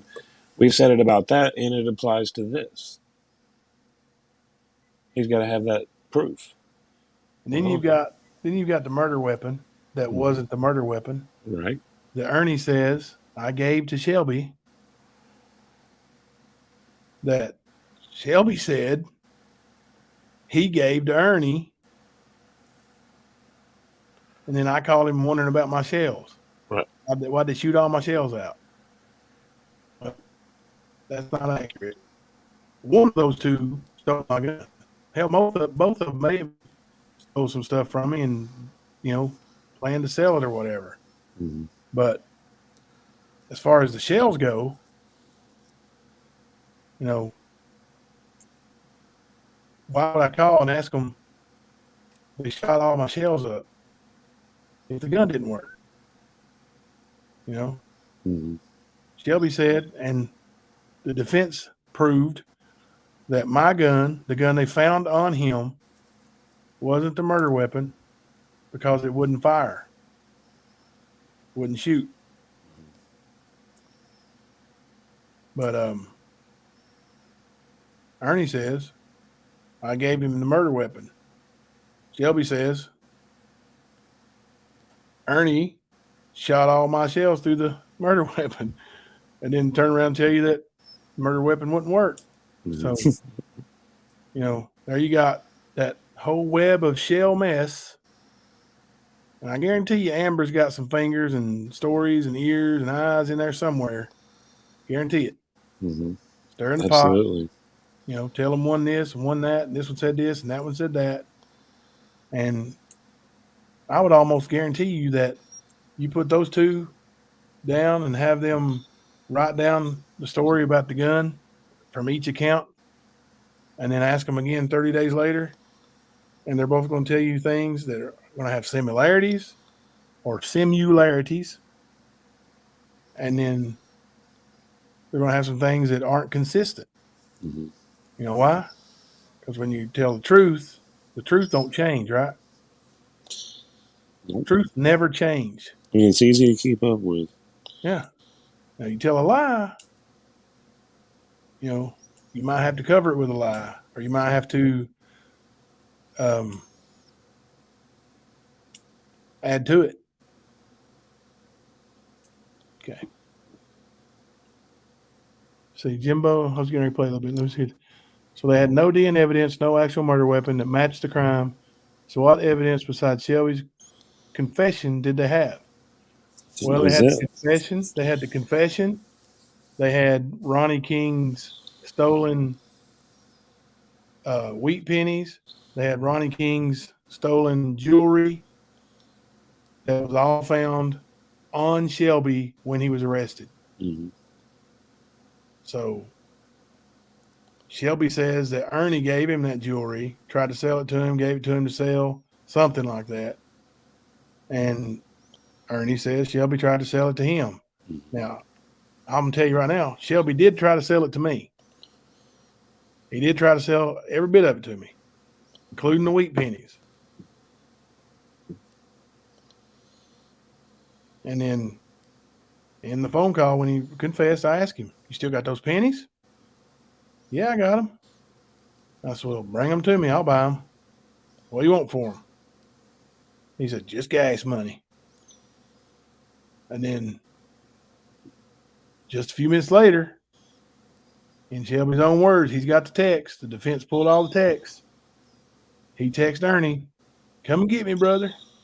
I got that gas money." So you can put a lot of it together, and then there's going to be a lot of holes too. But they had a little bit more evidence than just the confession. But there was no DNA, and there was no fingerprints on anything. I mean, on the funeral home surveillance, didn't they only get one figure going into the house or something like that? Yeah, there was one figure, but there was one figure walking down the railroad tracks. Okay. And there's a picture of it in the evidence, like the still picture. Mm-hmm. And whoever it is wearing a hoodie. But you can tell it's a small in stature person. Like it's a skinny, thin person. It's either Ernie or Shelby. It's whoever it is, and I'm saying I'm giving my expert opinion because I've seen probably 5,000 people weigh in at fights. So I'm going to say whoever was probably 150. You're breaking up, Bob. Pounds. You were breaking up. Okay. Sorry. Say whoever it was 150 to 165 pounds. Okay. That's just my opinion. Like I said, I've seen thousands of people weigh in, mm-hmm. and I could almost look at you and say within a few pounds what you weigh. So it wasn't a heavy man at all. It wasn't a broad man at all. Wasn't a tall man at all. So, but it could have been either of those two. There's a few inches in height difference, and the rest of them, they look almost identical. Okay. Play a little bit more. Word. It's just something else, like he gave me this necklace with a killer inside, you know what I'm saying, with a chain thing. Do you hear me? Yeah. I said, "Look, man, here's your necklace, I want you to keep it, man, and as far as my organization or something, and I had it on me the day it was in my truck, hanging on the truck mirror, when I got arrested and stuff. Yeah. They come up on me with guns and stuff. I didn't know. I thought it was people trying to rob me because they had all painted faces. I didn't understand it. They was pointing big AKs at me, telling me get on the ground. And my wife, I had a cell phone in my hand. Came up, jumped out of a van. They all had AKs, he said. Mm-hmm. Told him to get on the ground. He thought they were going to rob him. Bunch of that's where your stories start getting very shellish. Yeah. Right? You really thought that a bunch of men jumped out of a van with AKs? No. They were going to rob you in a little Ford Ranger pickup truck? at an apartment complex in Berea, Kentucky. It just don't add up. Like one AK is worth more than everything you have in that truck, and probably that truck that you were riding in together. I would say they weren't AKs, Tony. I would say that's what he interpreted them to be. I Right. would say they were probably riot guns, like shotguns, and that's what I would think. Yep. Hashtag shellish. Let's take off of that one. All right, let's play just a little more here. Talking to Jimbo at the time, and I laid it down, and it was facing the sun. And I remember her telling me, "Don't lay it towards the sun because if the sun will mess it up." And I had a bunch of guns on me at the time, and I wasn't even thinking. And I just reached over and raised up and laid the phone back down on I'm gonna put it back in it, Right. That's stupid. I mean, I thought it was just regular people, trying to rob me and kill me, you know what I'm saying? Right. They had all painted faces up, SASs, they shot that thing through the truck window at me, and I didn't know what to think, you know what I'm saying? And you know what I'm saying? Pretty bad. We go to Brother Day. We go use your Do what? It's pretty bad. Cutting out bad? Yeah. Like the last probably 15, 20 seconds, really. Are you guys not hearing it? Is it just on Matt's end, or I'm gonna rewind it anyway because I want Matt to hear it too? But is it a connection issue here? No, it's roboting in and out is what it's doing, and it usually don't do that. That's what I mean. That would be a connection issue on my end if it was roboting. Oh, I thought you were talking about on mine. My bad. Yeah, they said it was bad. It's choppy, so it's. Yeah. You back it up. I'll play a little bit. We'll start a few seconds back and. where the sun can't get it, you know what I'm saying? Right. That's just stupid. I mean, I didn't even know. I thought it was just the regular people going, you know what I'm saying, trying to rob me and kill me, you know what I'm saying? Right. They had all painted faces up, SASs, they shot that thing through the truck window at me, and I didn't know what to think, you know what I'm saying? And I know I didn't have nothing on me, you know what I'm saying? Because Ernie wanted to go to Brother Day. That's when we're going to use your truck or my car. We waited in Walmart parking lot. The text message is approved because of Yeah, anyway, I was going to ask you about what the Brothers Day thing was. Yeah, and the gun is when he put the gun in the truck. It's his fingerprints on it. Well, I don't know. It ain't my fingerprints. You hear me? Mm-hmm. They got fingerprints on the shells inside the gun. It ain't mine.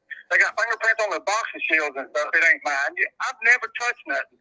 He's put some shells in a jacket pocket. Yeah, my internet. I'm at a hotel. For basketball. We're out of town, so my internet's definitely going to be shoddy, at least. But if you guys missed something, I don't care to back it up. And I'm going to upload this to the channel eventually, the whole thing, so you guys can listen to every single second of it too. But yeah, the Brothers Day, and Ernie, he's starting to talk about Ernie setting him up. Yep. And he says Ernie put a gun in his jacket pocket and put his or in the truck door, and then put shells in his jacket pockets. Then he says Ernie's fingerprints is on it. No, it wasn't Ernie. I don't know whose it was, but it wasn't mine. So, it's very shellish. They're starting to point the finger at each other, and but there's definitely holes in both stories. So, and like you guys, I'm starting to form a completely different opinion that maybe both of them have quite a bit of guilt. Mm-hmm. And, they're starting, at least Shelby's starting to point the finger at Ernie. Ernie's already pointed it at Shelby. Hang on, Jenny Penny. We'll see if he actually tells about Brothers Day right here. We'll play it. Laura's had kids. She had one 17, 20-something, 23, I think. Anyway, they all had jackets in the car, right? And I had my work jacket in the car because I work outside on bulldozers and backhoes, and my gloves and stuff start greasy and oily and stuff, and I got to wear boots there, right? Right. Well, I can't wear his boots. He wears a size 8. I wear a size 11, right? Right. Okay. That may be the most damning piece of evidence that comes from the lying mouth of Ernie Shell in the entire trial. Yep. Ernie said Shelby wore his boots. He wore his boots and he got blood on them. Well, they never found the boots. But Shelby just told you he wears a size 11 and Ernie wears a size 8. You'd have to cut off half your foot. Yeah. I mean, just take your just take your foot and try to go to the shoe store, try to put it in any pair of shoes that's 3 sizes too small for you. Yep. See how well it works out, especially a pair of combat boots. Oh which is what God, Ernie yeah. had. That come up to the knees or whatever, or the calves. Yeah. Like, you gonna stick a pair of those on your feet that are 3 sizes too small? I don't even know if it's possible, man. He said I had It's not. boots on, right, when I killed dude or something. All right. It don't even make no sense because I only wear that size. They said Ernie was the gun blue, black, and silver. He said blue, not black. And he said it had hollow point shells in it. You don't know what color? Okay. Now Shelby's gonna show that he doesn't know anything about guns. Because Ernie said it was blue, which is a black gun, a black pistol is blued. Mm-hmm. It's not, that's the name for it. It's blued. It's not the color blue. It's blued steel. Yeah. So that point is not valid at all, but you can tell he's starting to get a little bit upset and angry because he feels like his big brother let him take the fall for something. Gun is, but you know it's got hollow point shells in it. You know what I'm saying? Right. It don't make no sense, you know? Then my hand don't fit in there. I got kind of bigger hands, you know what I'm saying? Right. My hands won't even fit inside the door thing. Somehow, when I went in and paid for the gas and stuff and get us something to eat, he must have stuck a gun in the side.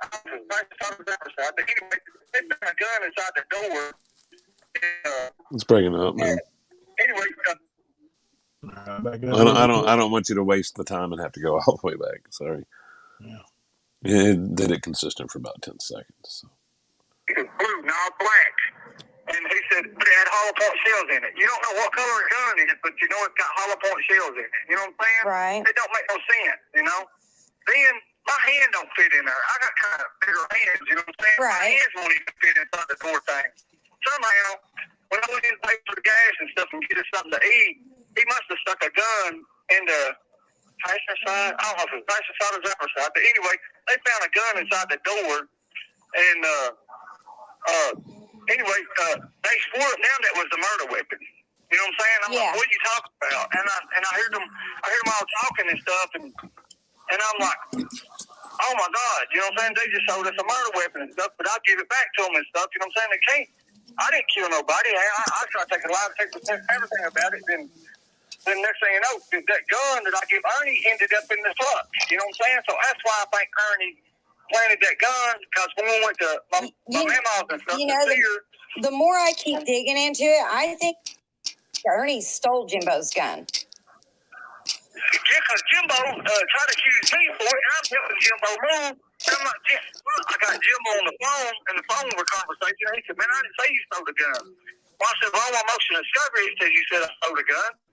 And he said, well, I didn't say it. It could have been you or Art. And then he changed his story up. You know what I'm saying? I actually did not change my story up. When I told the detective, I said, I thought Shelby stole my gun because after he told us that he'd killed somebody, I went and checked my underwear drawer because him and Ernie had been helping me move furniture. And I checked my drawer and the gun was gone. Mm-hmm. I didn't say Shelby stole my gun. I couldn't tell you if he stole it or not. I know it was gone. Probably no one of those lies fed to him. Yeah, the only 2 men that were in there besides me was Ernie and Shelby. And both of them had access to that truck. Yeah, and both of them admittedly have had their hands on that gun. Mm-hmm. So, but yeah, Shelby's wrong about his things that he says I'm accusing him of. The only thing I said was interpreting the recording that he told me he told me I went up there and killed the man, robbed him, zip tied him, duct taped him. He said that on tape to me. So, and now he's explaining that, saying that it was all a joke, that they were going to play a trick.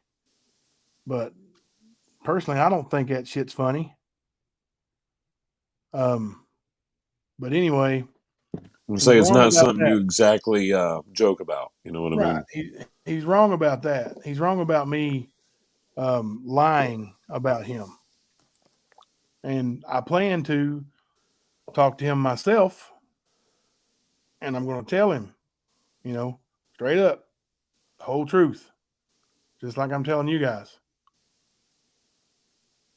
Well, I mean, like I said, the more I dig into this, I think, because, Ernie is scandalous as hell.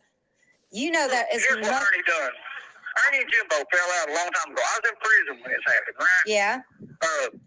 Don't say nothing about this, but Ernie burnt Jimbo's house down, right? And I was in prison when it happened, right? And I don't understand this because they're good friends now or something. No, no, they're not. So Shelby thinks Ernie burnt my house down.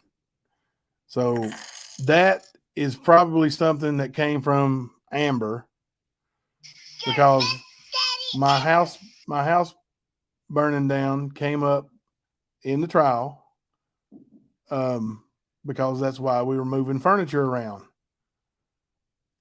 and they were helping me because my house had burnt. No, Ernie did not burn my house down. He did not. There is a man in prison for that, and even Ernie don't know it. If he did, then that story would be out everywhere too.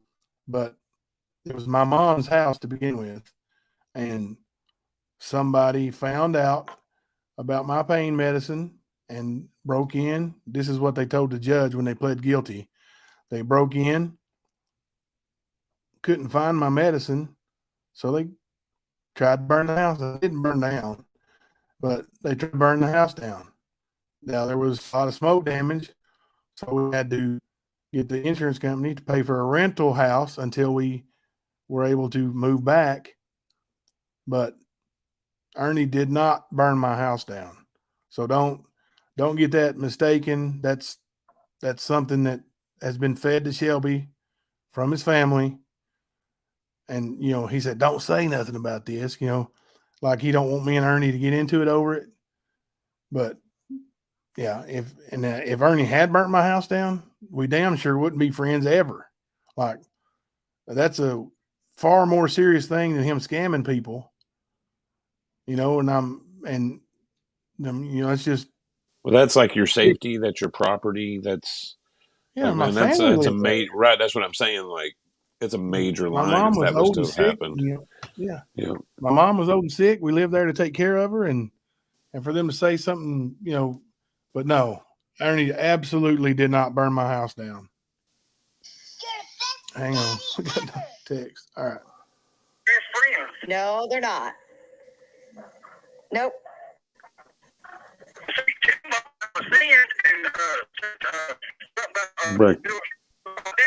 Breaking up, dude.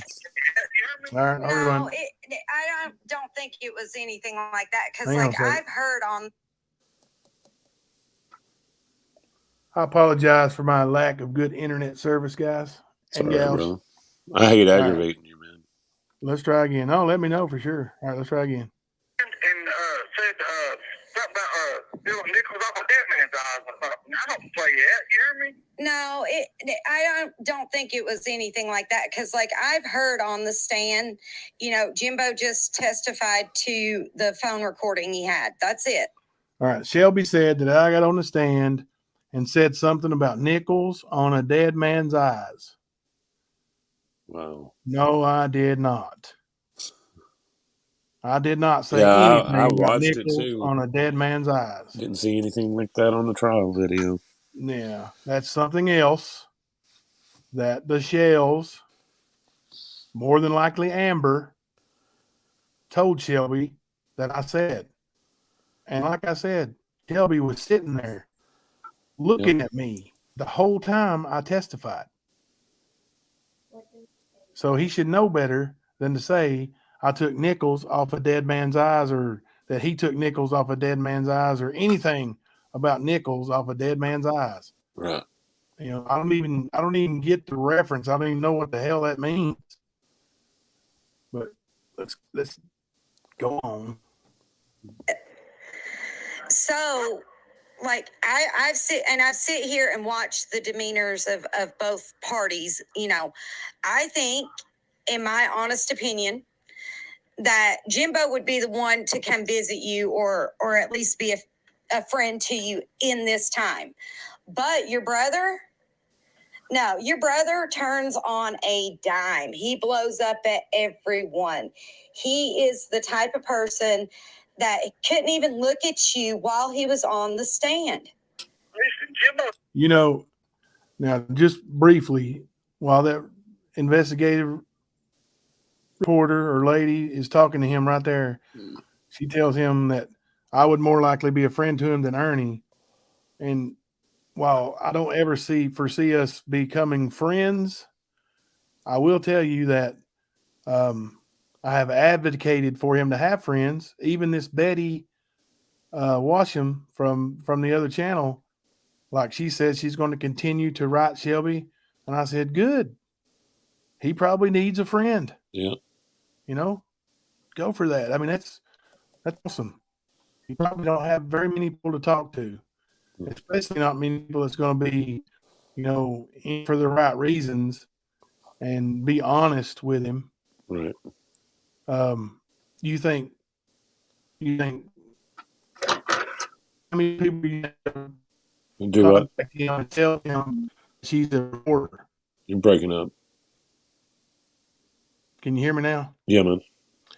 How many people you think are going to be honest with him up front and say they're a reporter, that they are investigating something? Not many. Not Right. many people reaching out to him or anybody in this situation. You know, they're not going to be honest with most of them. So, and I didn't tell her to say anything to him, you know, of that nature, but I don't want him not to have anybody to talk to. I don't want him not to have friends. Mm-hmm. But I guarantee you, Ernie don't want him to have friends. Nope. Ernie don't want a story coming out from Shelby's point of view. Promise you that. And I don't think he wants little brother to know what the hell he's been saying about him out here, like in the details. Now, I know he knows that he's been telling stories on him, but I don't think he knows the to the degree, you know. All right, let's play a little more. Word. Had to change his story up. You know what I'm saying? He act like I killed this man. You feel me? But you know, you hear from Ernie, and Ernie pushes a narrative. What do you get? I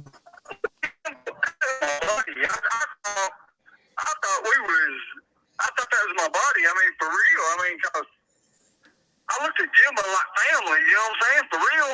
Well, You I think Ernie done me like that. Yeah, but I think behind the scenes, maybe something happened that Ernie's a huge manipulator. If you understand what a manipulator is, he likes that control. He likes to turn and pivot people against each other.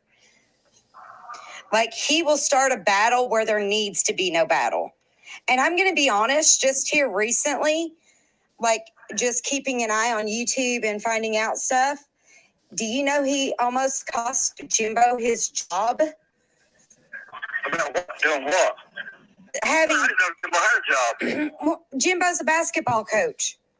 Okay, yeah, from kids and stuff. Yeah, I read and that he's paper. always working with kids. He's a good person. He has a good heart. But your brother sent his little minions out and said, hey, go email the school and get him fired. About what? Jimbo, look, Jimbo don't do nothing. You hear me? Exactly. Jimbo don't do nothing. Ernie, Jimbo's like. All right. So I just want to point out that Shelby Shell, who says I set him up, is literally coming out of his mouth right now that Jimbo don't break the law. Jimbo don't do anything like that. Yep. But he'll tell you quickly that Ernie scams people, he uses women, and he's dangerous Yep. and sets people up. So that's his big brother versus somebody he knew for a couple months. Somebody who recorded him Yep. and had him put in prison. I'm starting to feel bad about it. Like, you know, now, would I do it again? Kemper, if you call me tomorrow and tell me you killed somebody, I expect you to turn me in, man. I'm going to. I'm Yep. going to. Yep. I mean, you know, and I'm not trying to be a snitch, but if you're snuffing somebody's life out and going around bragging about it, you don't need to be a free man. Right. I don't know. Not at all. So, and that's the way I feel about it. But, you know, he thinks I turned on him or something like that, but it ain't like that, man. Right. It's like, you know, now I'm starting to believe that Ernie did probably coerce him into thinking he was playing some kind of trick on me. But you still told me you killed a man. Right. And you told me how you did it. And you got pretty nasty about it, man. Like you said, you duct taped his mouth and eyes and ears and nose closed to where he couldn't breathe. And then you shot him. That's what you told me. So, yes. That's pretty vivid. I turned it in. And I'll do it again tomorrow. So, here we go. Night and day. I mean, for real, because Jimbo don't break the law. Hang on. Let me back up this Me time. and Jimbo's like night and day. I mean, for real, because Jimbo don't break the law. Jimbo don't do nothing. You hear me? No, but you're. Now I got a question. All right. You and Ernie are like night and day. Right. You don't break the law. Right. What does that say? Just in those sentences, what does that say? That says Ernie breaks the law. Right. Criminal. Yep. Yeah. Straight up. I mean, yeah. It's not hard to see that. And you know, you saw the one person coming here, Chris D45, that said, "Why are you listening to the words of a convicted killer?" And there's going to be a lot of people take that very same stance. Yep. You know, why would you believe him? But listen, if you put enough hours into this trial the way we have and the way you guys have by listening to it every night, yep, then opinions are starting to form about Mr. Squeaky Clean. I have no criminal record. Mm-hmm.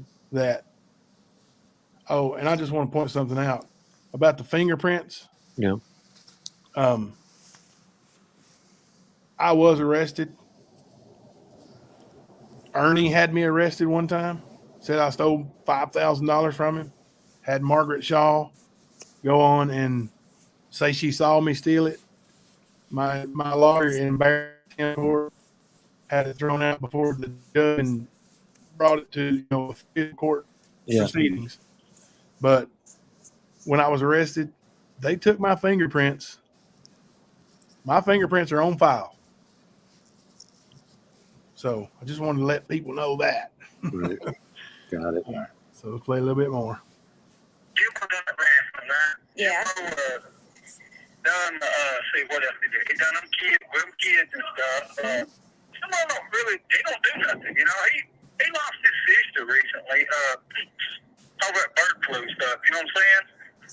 Yeah. And, for real, I was going to dude at the video for him because if you were a girl, you know what I'm saying? Right. It wasn't my sister. It was my cousin, Tabitha. She got fungal meningitis and died. And she died right around the time or maybe right before he came out. He came out of prison. And he did, like, she had an ex-boyfriend that was, like, trash talking her after she was gone or something. I can't remember exactly what it was, but Shelby did tell me that he would whoop his ass for me if I wanted him to. He did. Hell yeah, dude. So, I mean, but and that shows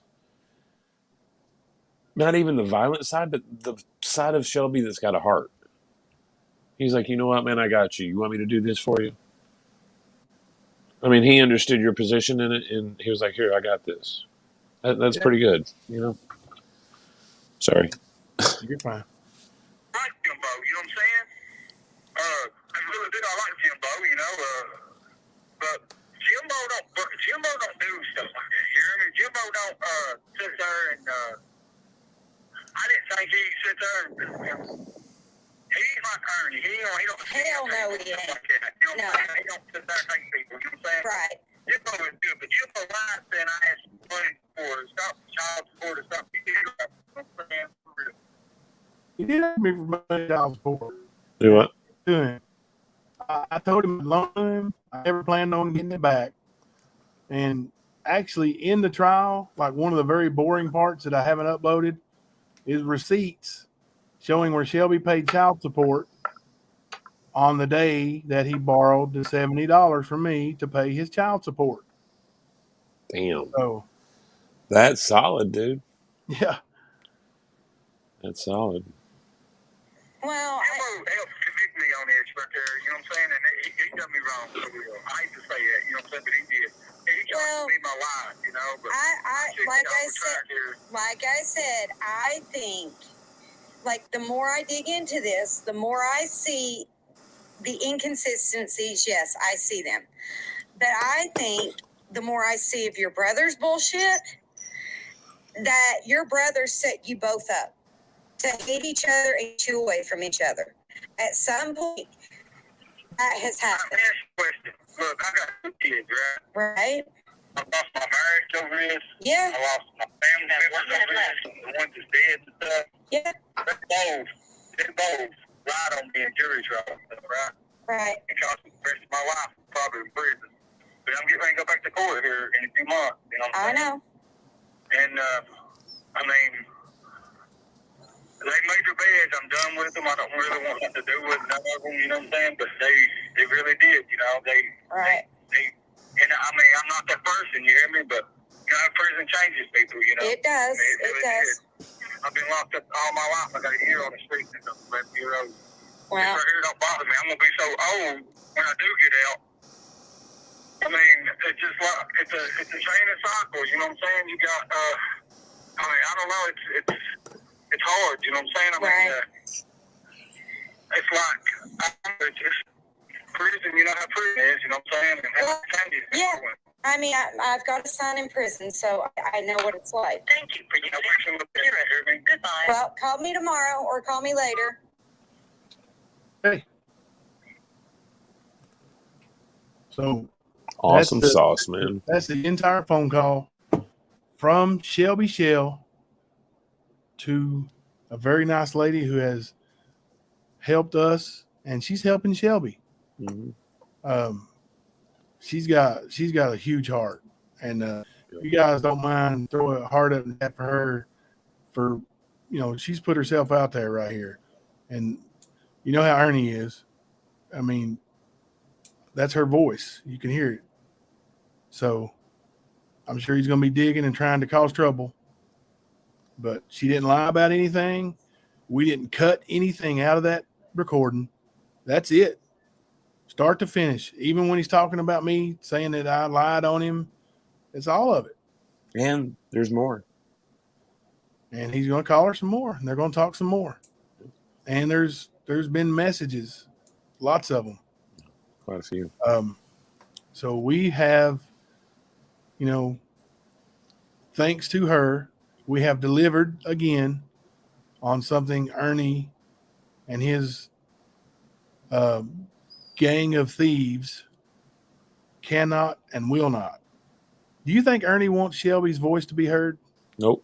He don't want to hear his name coming out of Shelby's mouth. He knows it, and he knows why. Yeah. A lot of people are starting to see just why. I mean, not for nothing, man. I don't think that at this point, I don't think that Shelby's totally innocent, but everything that we thought a month ago is out the window, dude. And it does look like Ernie's got a lot of explaining to do. Yeah. A lot. And I think it's going to be, he's going to show up soon. He's going to have to. I think the authorities probably will be seeing to that. Hey, So. Matt, take a few questions and talk a little bit. My son's about ready to fall out of the bed over here, and he's Okay. gone. Like Go he's ahead and fully catch out him, of it. brother. I'm gonna make sure I'm gonna get him in there and get him comfortable, and I'll get everything straightened out, and I'll be right back. I'm gonna put on mute. What did you guys think about this phone call?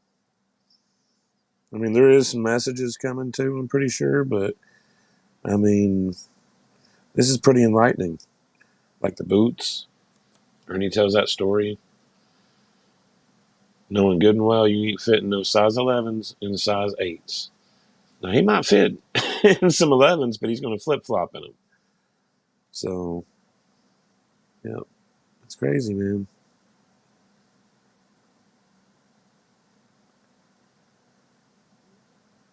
Yeah, he had a hand in an outlaw. I think that. I think there's enough silly business going on a few sides here that I don't think just one person's guilty. I think there's possibly more than two. Who knows? I mean, or at least with knowledge of that crime and how it went down, you know. And I mean, looking at it, not trying to start any kind of conspiracies or anything, but a lot of this looks like it was trying to be pinned on Jimbo, or at least they were trying to get him hemmed up in it. At least it seemed that way. But yeah, these stories they got, man, it's wild, man. Listening to a show.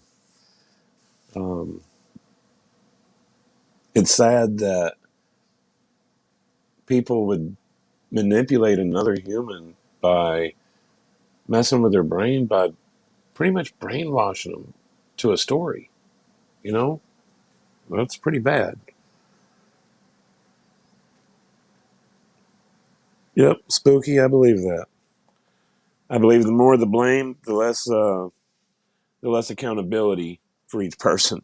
You know what I mean? And you might slip through the cracks, which we all know. The great Colonel loves a lot of noise. He loves a lot of distraction. And that's what he do. That's why he's at the border. He's distracting from something. Sort of like when people talk about the government.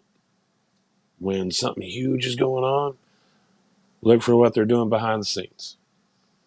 Because that's where it's at. And that's pretty much how old Ern is. So,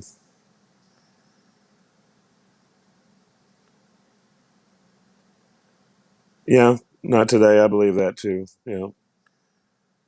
I mean, I know ended up being the guy to record it, but I'm sure they had a plan A, B, C. If this happens, then we'll do this. Or if this happens. So, yeah. But I really think that there's more than one person guilty of this, or at least knowledge and at least accessory to the crime. Sorry, guys, I'm having to swap in my earbuds for a charging port. But so Ernie was making funny faces and doing hand signals and talking to himself today. Did you get a bad batch or something? I'm back. What's up, man? Yeah. Bad batch. Yeah, bad batch, man. No Ern. There's somebody probably slipping in his drink. You remember? He don't really take it. He went to that restaurant where they slipped in his drink down there in Georgia. He probably got his yearly THC gummy, man. That's probably what it was. Yeah, I was telling them that it sort of looked like there for a minute with a lot of the stuff, the way it's been seen, that they were trying to get you caught up in it.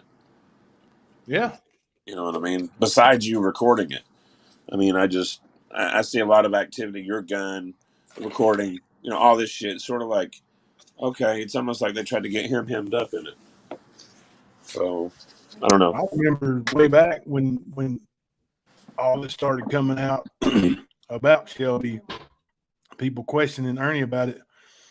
he was quick to say, "Did you know Jimbo gave him the gun, the murder weapon?" Oh, really? Funny, different story than what old Shelby tells. Shelby says he gave it to Ernie. Said Ernie fired out all the shells out of it. You know what? Maybe Ernie fired so many shells out of it that it tore it up. You think? I don't know. I mean, I'd say the recoil on that would kick Ernie's ass. I don't know. I never did fire it. Like I just had bought it off a friend, and if I had tried to fire it and it wasn't fired, my friend would have gave me my money back. I should have at least tested it, but I just thought it was a cool looking gun. It was an old Rossi, like, really old. And he cleaned it up so nice and looked so, pretty. It was just pretty cool, man. I thought, man, I'd like to have that, and I asked him what he wanted for it, and we made a deal. I bought it. So, but I never fired it. Well, I've got 2 or 3 guns at the house right now that I've not fired yet. I've had one of them for a couple years. Huh. I always like to keep the dust off mine. Yeah. There's a gun range up by the house where I live now, so that makes it a little bit easier. They got a gun club right up the road here. But, I mean, I live out in the country in Michigan, so, like, I don't know, next to, like, 3 herds of deer and a few thousand acres of cornfield. Yeah, it's crazy. Yeah. I went and got my concealed carry license, and it was like, I don't know, shortly after that, maybe not even a year after that, they passed a freaking law that you could carry conceal anyway. I was like, well, that's great. After I went and paid whatever it was for the course and then the license and all that stuff, I think it cost me a couple $100 in total. Yeah. But I'm sure we're missing some stuff in the chat here. Let's see. Ernie's going to end up with professionals following him to investigate him. He already has them. He already has that working right now. Yep. He'll be caught lying and scamming. The story will keep spreading where pros in the field will come on board. Yeah, there's he's got eyes on him now that I've heard that there's some, really somewhat alphabetical eyes on him, but I know for a fact he's got at least 3 private investigators on him. Yep. I know 3 of them personally. Actually, let me ask y'all something, because I don't know if we've ever shared this, but I did get a little bit of information on him tonight. It's a mugshot and an arrest. And in the arrest, there's a record removal request, but the record is still there. Would that sound like maybe somebody that's saying, I have no criminal record? Yep.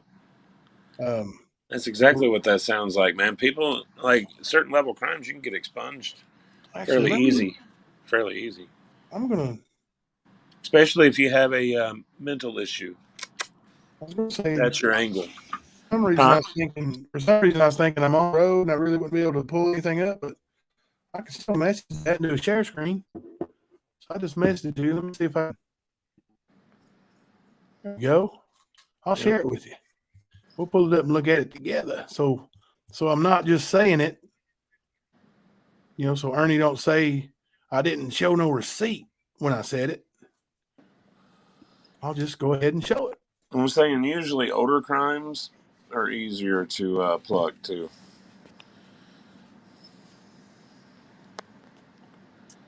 All right. I've got a new computer, and I'm having to give Google Chrome my permission to share this. I don't know how in the hell to even do that.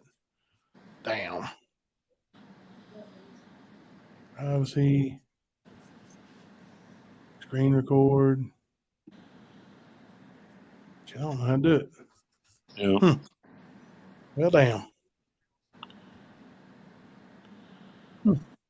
Let me see. You keep talking. I'll figure it out eventually. I'll figure it out here. That's awesome, Danny. I'm going to work. That's good shit. Thank you.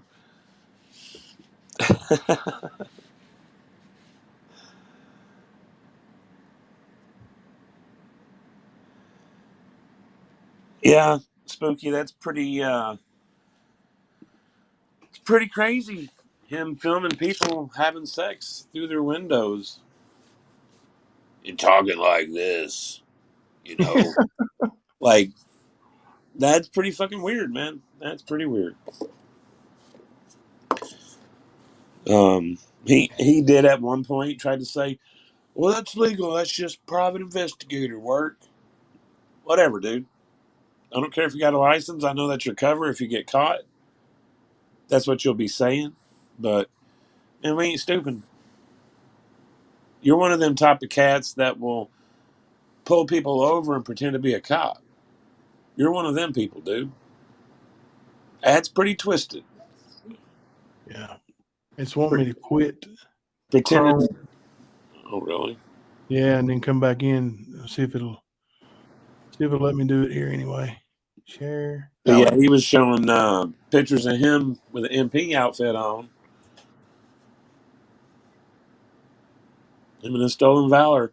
Man, if he was in Tennessee Guard, which isn't part of our nation or state military, it's more like just a upscale militia type thing. And they help in disasters and stuff like that in the state. If he was in that at any amount of time, it was only like a week or two. And it was a volunteer thing. It's like being a volunteer firefighter. Yeah, you have to have some training, but his certificates that he can get, boom, there you go. Half of these are online shit. Basically, your 8-year-old kid could do it. So, yeah. Okay, so I got the screen up there, but you still can't see the bottom part. But I'm gonna read it to you, and we'll go over like this is a arrest, and he wasn't able to have it taken off. It's So true, Taylor. He did. That was horror at the Plex, wasn't it? What's that? The Eric Roberts thing. Yes. Yeah, that was the horror at the Plex scam that he did. So yes, that would be a fact. That I think there's a video of right when Eric Roberts found out that he was being scammed by Ernie. Yeah, and this girl's like video, and right when he finds out, they cut the video off. Yeah. So yeah, that did happen. All there right, is no person he will not target.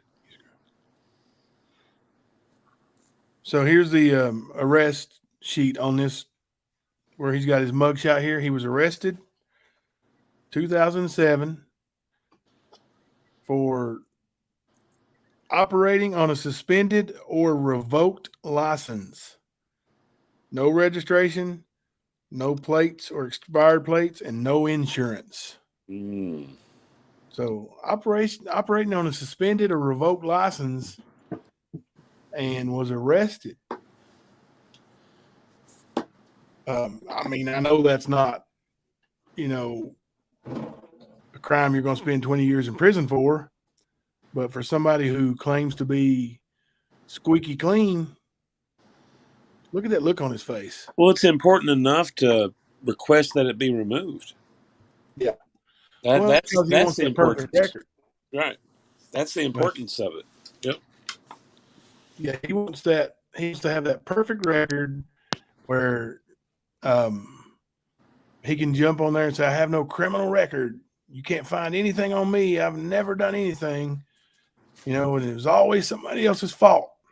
I'd like to hear his excuse on this. Like, why were you driving on a suspended license? Whose fault was that? Why didn't you not have enough responsibility to pay your car insurance? Whose fault was that? Probably the haters, if I'm guessing. What do you think? The Ernie Haters Club. Matt, are you muted again? No, I'm sorry, man. I'm sorry. Oh. I'm over here reading. Sunshine and Apple Pie. That was in 2007. Yep. That was early in the Skern Dog's career. Yeah, Georgia and New York. He's been held there on mental holds. And I got to put all these receipts together, but we've got actual messages from Ernie to another person saying that he's doing so well. He's doing so much better now that he's back on his meds. Okay. Of course. Not on, not, hey, I'm on some meds or trying out. I'm doing a lot better. Back on my meds. I'm doing better now that I'm back on my meds. Mm-hmm. So that says a lot. Yeah. That also tells you Ernie knows. Yep. We can sit and dissect and pick apart and show you so much of the lying and deceit and the farther back you go, it just shows a pattern that has evolved. Yep. It's evolved to where he's at now, and he's, like I said recently, and I'm sticking by it. He's evolved to where he has a God complex. Yep. And I mean, and that is one of the same characteristics. That's one of the evolved parts of schizophrenia. Like, once you get so far into it, you get to the God complex. Oh, really? Yeah, that's like it depends, but his is all narcissist. It is. And that's what makes it that way. Someone that's not a narcissist, probably not. Right. But it's just really almost a more evolved form of OCD with like hallucinations and you know what I mean? Like it just constantly in your head and you just can't function. You're doing crazy stuff. So yeah. But I mean that does explain a lot, dude, because I mean, like I said before, I think he's got multiple personalities and all are narcissists. I've not seen a nice side to Ernie at all that involved someone else. Only himself. Right. That's when he's nice. It's the look at me or it's the woe is me. Yeah. And that's how you get your money. That's how he keeps taking these vacations to the border. Yeah. It's starting to come back around on him though, people are like today wanting refunds on their Cash App because they realize he's a fraud. Yep. And he is a fraud. Yep. You can show the court dates with that arrest since he never paid the fines. Yeah, that's you're right. That probably is the fines he's currently paying on. He's supposed to be in court next week, I believe. Is it Friday? The 4th, March the 4th, I think. I think so, yeah. Yeah, maybe Thursday or Friday. He's supposed to but what he's doing is show cause, like he's calling in and telling them why he hasn't paid it. And either so basically he's getting his light bill extended. Do what? Basically he's getting his light bill extended. An extension payment. By saying, hey, yo, this is why. Yeah, he's calling in and telling them he don't have any money. Right. And I guess he ain't had none in 15 years. Even though he sold, hundreds of thousands of dollars worth of hockey masks and runs all 174 wrestling promotions and runs Comic-Con conventions. Well, I mean, just in November, man, $100,000, dude. 100 G's. What do you think? I mean, that's a false, but for a fact, in 2017, he got at least $10,000 in cash, stacks of cash, from Dr. Sak Said. Okay, how much do you think that fine actually was for driving on suspended license? Let's say it was expensive. Let's say it was $500. What? He went and bought a Lexus. Why didn't he pay that damn fine? Yep. Or pay on it? Yep. Because he's self-righteous, low life, money dodger, bill dodging. Yep. I talked to the lady today, and I'm not going to use her name, but you're very familiar with her, and she's very familiar with this whole thing. Ernie had been together briefly. Her and Ernie were together briefly. Okay. And then, it didn't work out. So this is the one who Ernie was living with when he didn't pay the like $14 or $17 water bill, whatever it was. Yep. Went to collections. Well, she moved back home and left. She had some rental furniture there that they were living in, using at their mobile home. And it's like, I think she said $2,500 worth. And Aaron's was going to press charges on her for all that because it was brand new furniture. Wow. So she paid it. She's got receipts where she paid it. But somebody took it out of that trailer after she moved back home. You know who the last one in that trailer was? Skern dog. Old Skern. And you know how many dollars he ever paid on that furniture? Zero. Yep. I believe He also conned her into getting a cell phone in her name for him. Oh, shit. Yep. So he still got the cell phone. It's one of those Galaxy Notes that he packs around and has, gigs and gigs and gigs of photos and stalker information on it. Yep. But he never gave that phone back. She was charged with that phone bill. Man, sounds like something he did to you. He did. Yeah. Wasn't that level, but like that little old phone he got from me was a $500 phone, an iPhone XR. But this girl, had cared enough about him to put her credit on the line. Yep. And she never got a dollar from Ernie. Damn. Now, when he moved over from, she lives a couple hours away. I'll tell you this, the place where she lives, Ern has a criminal summons awaiting for him. But it's not from her. But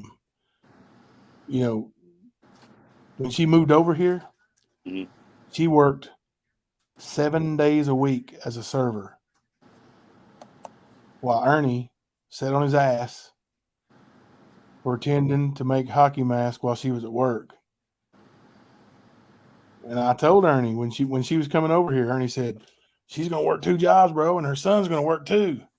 I said, what are you going to do? I was serious. I said, what are you going to do, Ernie?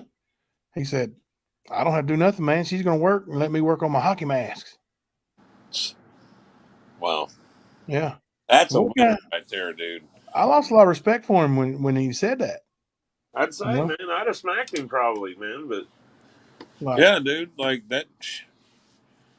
I just want every one of Ernie's followers that are listening to our program, I want you to hear this. These are things that can be proven. And this is what your golden boy does. You really need to think hard about what you're buying into.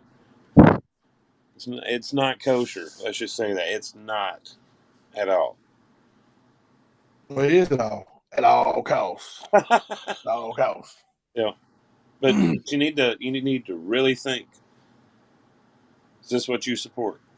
Throw a 1 up in the chat if you think Ernie stole that furniture and sold it at all costs. Well, I mean, hell, when he was with Nicole Pace, that little bit of time, he was wanting to know how much her house was worth, her car was worth. And he was sizing it up, bro. Yeah. Tell me what possible reason he could have given her to want that information. Right. Like, to me, that's a flag. Why do I, hey, we're just getting together. She actually met him because she thought she was gonna hire him to protect her from another stalker, ironically. And she was friends of Amber's. Yeah. And the dude the dude moves in or tries to move in, and he wants to know how much her stuff's worth. Big red flag. Big red flag. Yep. I mean, hell, he had her get in her car and leave with a quickness, acting like somebody broke into her house. And then when she's like, "Where am I driving to?" and he was like, "Till you get cell phone signal." It hit her. What am I doing? She went back, took her gun from him, went inside and cleared the house herself. Now, I don't know if you know anything about Nicole. She's not a very big girl at all. She's smaller than Ernie. And Ernie's a small girl. So, yeah, she went in there, took care of her property, while Ernie, I think she said he was on his phone both times. Even like she would go outside when the dogs would start going off. Come back in, Ernie's on his phone sitting on the couch, and she makes sure everything's okay outside. Like, that's a protector, you know? Yep. But when he had her leave and she went back and cleared, didn't that look like he was trying to get her robbed? Or at least either that or he was going to go back by himself and claim to be the savior that he ran off the bad guys or whipped Oh, them. yeah, for sure. I could see that. Yep. One of those for sure. Either Yep. he was going to, try to score some money or goods from her house, Yep. or he was going to be the savior. And of course, he couldn't do that if she was there Mm-hmm. because he made it all up. That's true. Yep. And he knew that she was, had thought and believed somebody was there anyway. Otherwise, why she would have even contacted him in the first place. Right. So he preyed upon her fears and used her. Yep. I mean, that right there, man, is just ghetto low, man. I mean, you just can't be a good person and do stuff like that. Nope. Not at all, man. I mean, that's definitely a predator. Yeah. You know what a predator is? Someone that preys on another. Yeah. By his definition, he is a predator. Yep. I want to say it's definitely an Ernie. Yeah. And he don't stop either. He's got different levels that he does this. It don't have to be boyfriend girlfriend situation. It could be friends. It could be like a mother figure to him. Whatever. He will do this shit to you. Now, if you like that kind of thing, go for it, man. That's all you, man. That's all you. But most people don't like it. That's why the fans are doing what we're doing. You know? I think the more that is coming out, the more that is exposed, he's actually getting, I don't know, more reckless. Yeah. Oh, yeah. He's starting to like attack people, and not just behind the scenes, not just through email or messengers. He's actually starting to, if somebody, and I'm talking about somebody who's been following him and donating to him and, pretty much supporting him. Mm-hmm. If they ask a question that he don't like, or he thinks that they're a troll, Get the wrench. he starts attacking, man. Like, Yep. He'll start yelling and screaming and cussing. And that's not a hero, man. That's not a hero. Not a hero. No. Now, I'm not a hero either. I don't claim to be. I by no means do I claim I'm going to save anybody or anything like that. I'll do my best to help anybody. I've never heard you tell a story about saving a small town from a savage lion. You know what I mean? That you actually tried to. You did your duty when you were put into the situation that you were put in, man. But if you're gonna claim to be a hero, you don't attack people if they ask you a question. No. Like even if it makes you mad, Hey, explain yourself, man. Yeah. You know, if you're not lying, then explain it. It's pretty simple. You know, but he no, smack them in the head with a wrench and get them out of here. Yeah. Or That was a good one, man. or pull them up here. You got something to say? We'll bring you up here and Come on up. like he's like taking a lamb to sacrifice. No. He puts them up on there and then he silences them. Yep. He fucking mutes them. He plays God. Mutes them and then he downs them and then he terminates them right there in front of everybody. Yep. It's like old school, tyranny, man. Like it's just Napoleon craziness. All right, guys, it's getting all close to 5 o'clock. Boiling over here. I think I've woken up. But I need to ask you guys. We ask you rhetorically, if you had a question for Shelby Shell, what would it be? I don't think we got very many responses, if any, on our community Facebook page. No. So now that you know, we are actually speaking to Shelby Shell.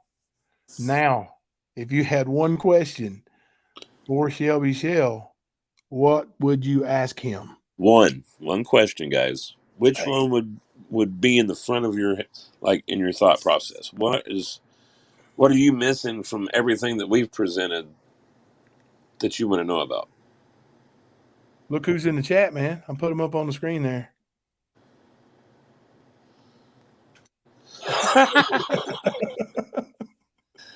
Oh shit, that's funny. It's good to see you here, buddy. I'm a Republican, but Kemper is not.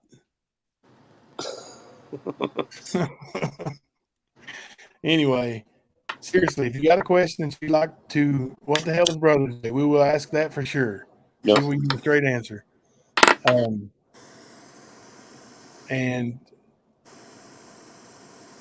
like I said, send those questions in, and we will ask as many as we can. Like there's limited amount of time that they can talk, but we will get in what we can, and we will bring it to you right here on the stand, just like we promised. Just like we promised before.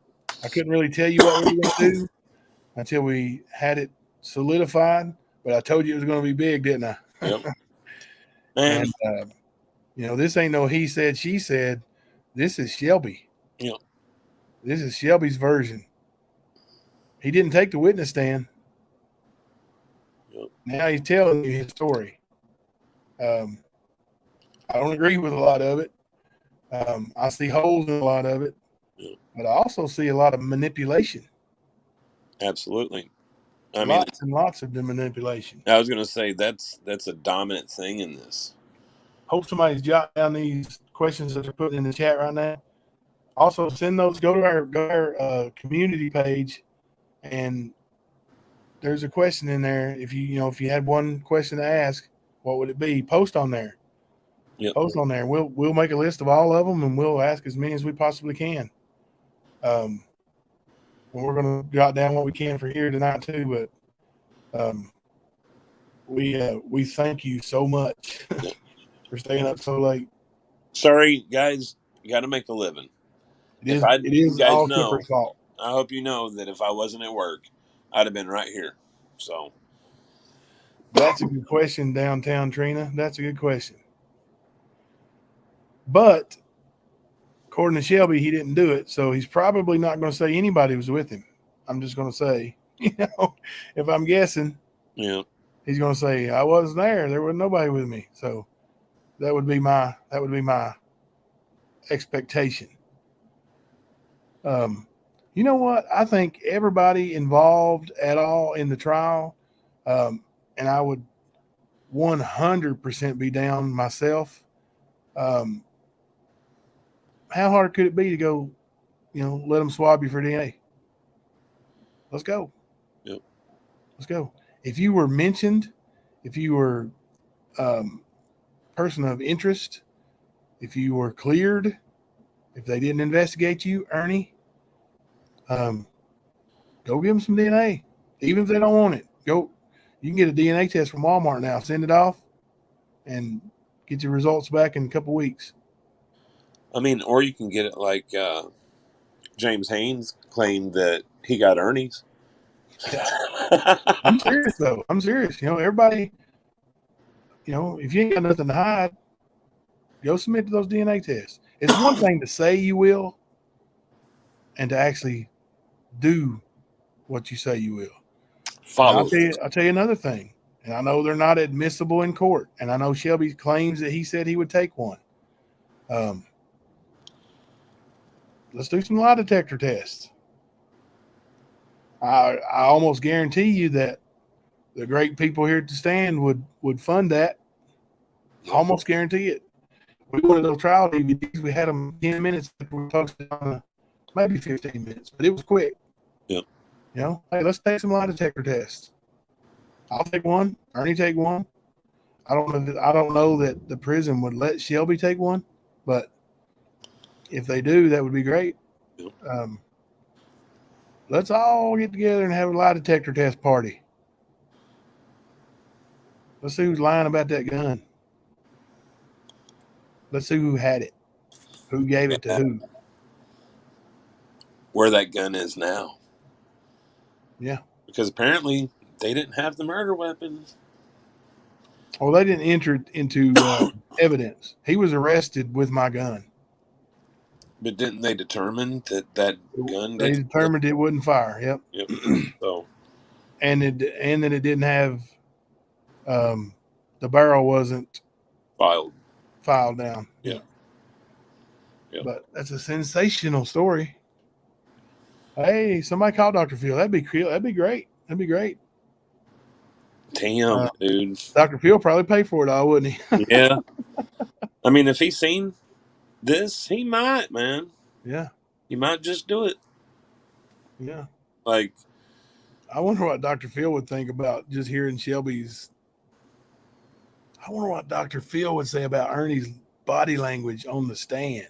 Dude, he would eat him up over all this shit. You know this. He would rip Ernie apart. Catnip, I don't think there is a firing pin in a revolver.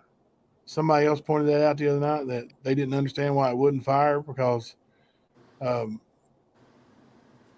revolver doesn't have a firing pin or something like that. I don't know. I'm really not an expert in guns, but that's what I think Poon said that.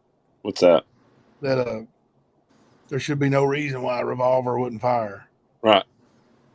But I think he did. Yeah. Was it him? Yeah, I think it was him. But so I don't know if there is an actual firing pin. Is that? I know that you pull the hammer back and pull the trigger, and it hits the. I mean, unless it's severely off, man, I don't see why it wouldn't fire. But yeah. I don't know, dude. Don't know. I'm no gunsmith. I'll say that. So I'm not going to pretend to be one. That's a good point. Spooky. Hammer or barrel could be damaged. Yeah. Of course, Ernie claims that the barrel was filed down, but the defense said it wasn't. So there's so many questions and holes. Now you see why there actually was a hung jury. Yep.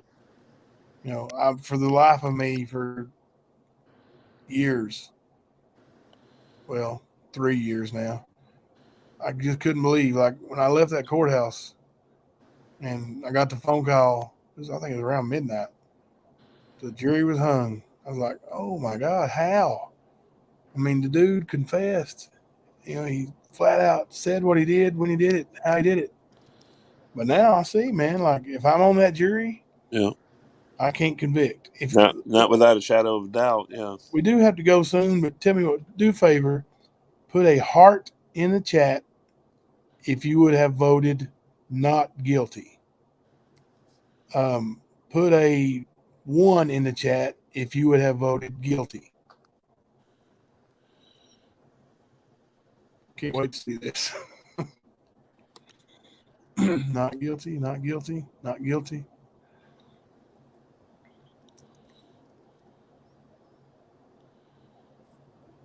Yep.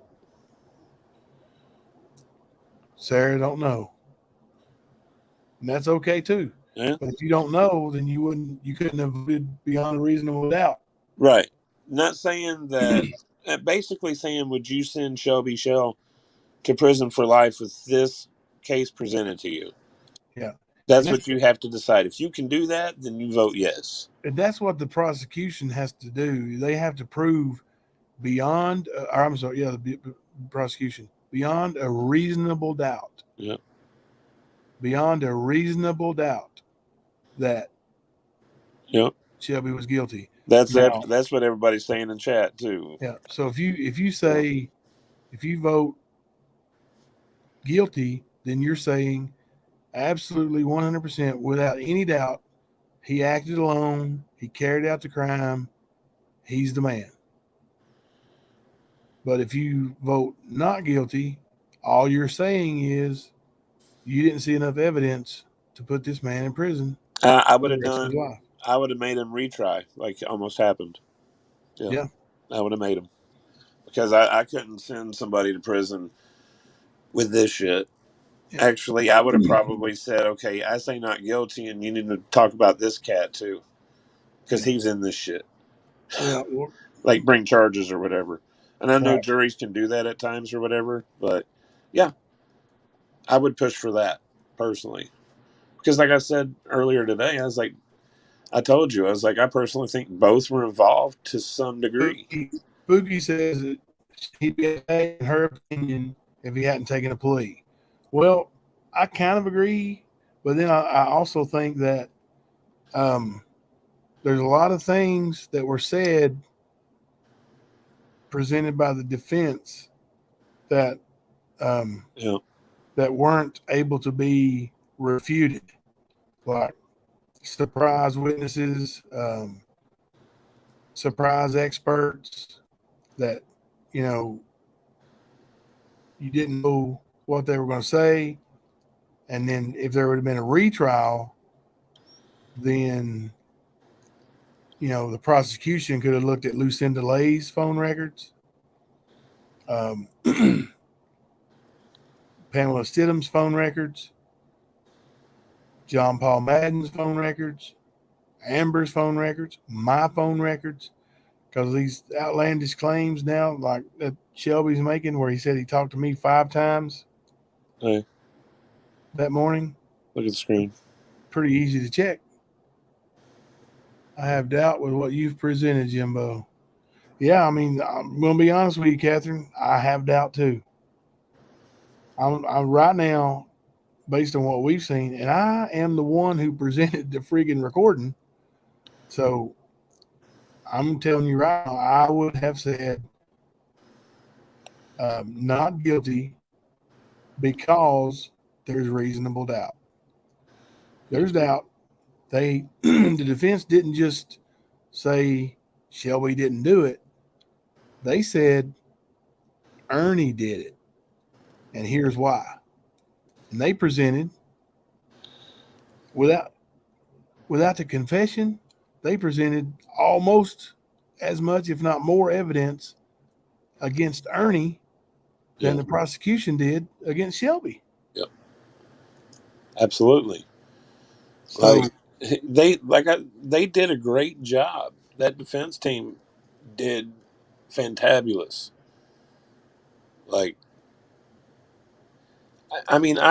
For almost a year, man, I've been knowing about this whole trial, but not in depth like this. I knew the major things that were stated about it.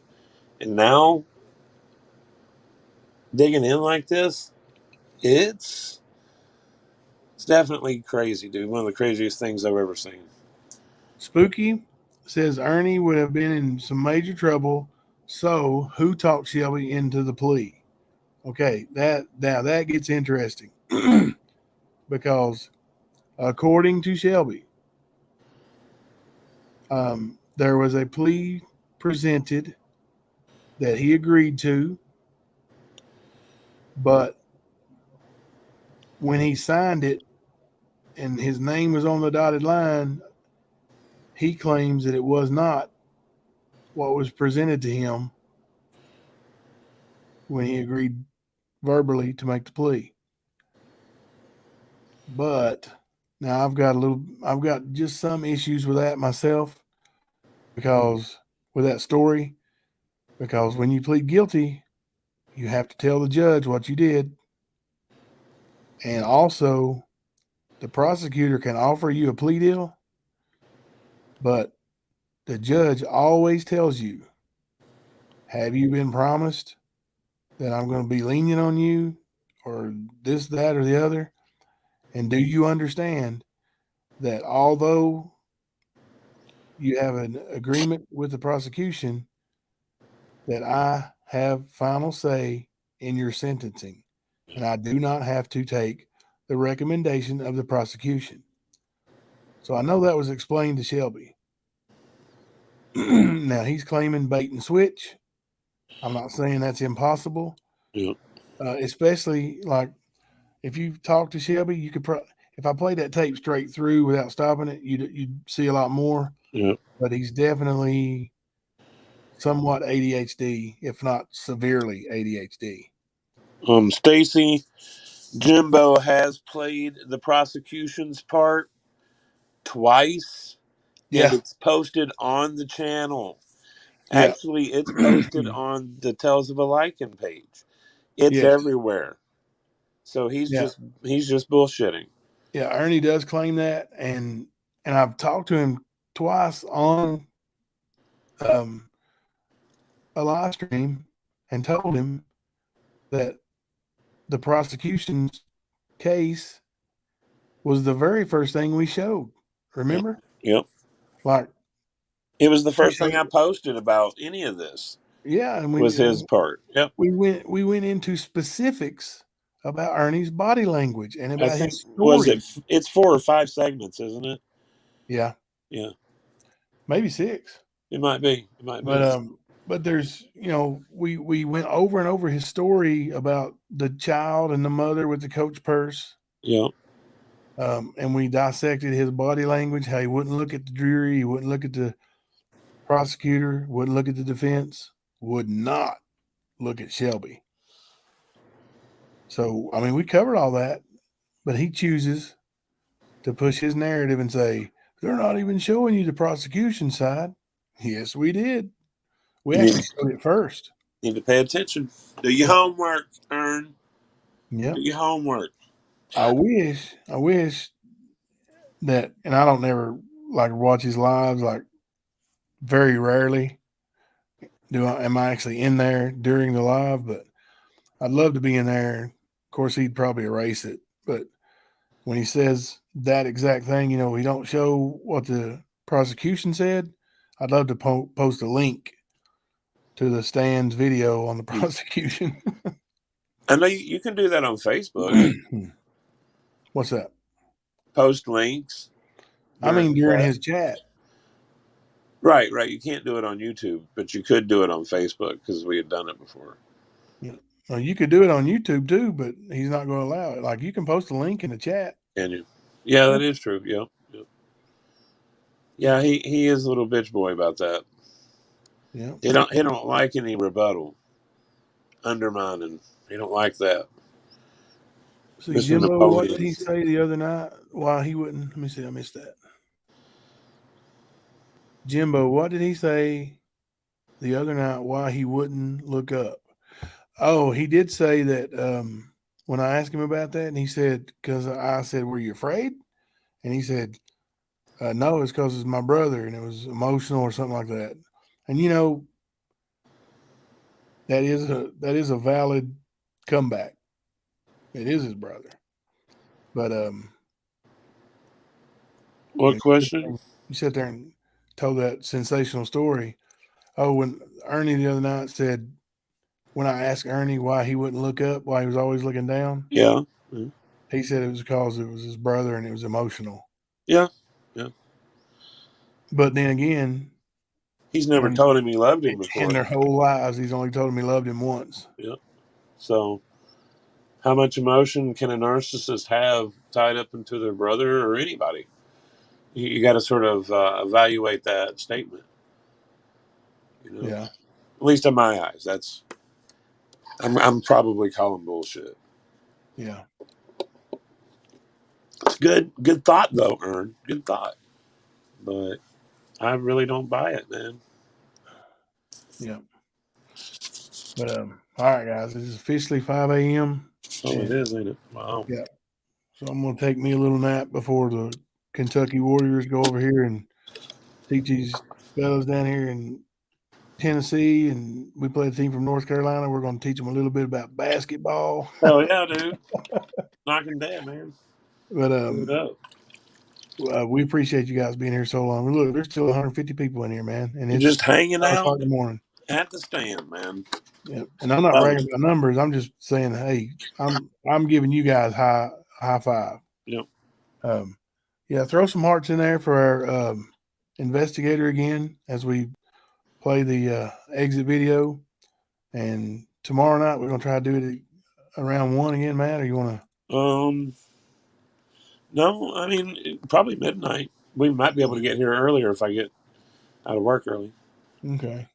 A situation came up at work and I had to stay later than planned. So All right. I'm gonna set it for midnight tomorrow. Okay. If you all will go to the stand and click on the video and set yourself a reminder, if you're not here when we go live, it will send a notification to you that we just went live. Yep. So we'll try to be here tomorrow and bring you some more great stuff from inside the state penitentiary here in Kentucky. Actually, I'm in Tennessee, so up there in Kentucky. And say, everybody, give you guys some love. You guys are killing it out there, dude. Absolutely. Yeah, man. Yeah, you guys are awesome. Yep. And so, you're just doing the Ernie thing, man. Doing the Ernie thing. And hey, come back with us tomorrow. We're going to make him miserable for another few hours tomorrow night. Hey, and guys, if you need to talk, if you need to let us know something, don't forget you can email us. You can message us at Tales of a Lycan. We'd be glad to hear from you, really. More and more people, like today, I took more emails from people I've not talked to. So some people sharing information with me. Some people just saying thank you. Guys, this is a team thing. We all 142 of you watching right now. Me, Jimbo, all the other people that are in bed that work on this daily. That's how this works. It's beautiful how it does. Keep looking out for each other. Look out for yourself. Come back and see us tomorrow night. All right, guys. You guys have a great night and a great weekend. We'll see you here, I don't know, maybe at 10 hours or so or something like that. I can't add up. I'm too sleepy. But good night. Hey, thank you all so much for being here. And we'll see you guys tonight around midnight. I'm Jimbo. I'm Kemper. We're The Stand.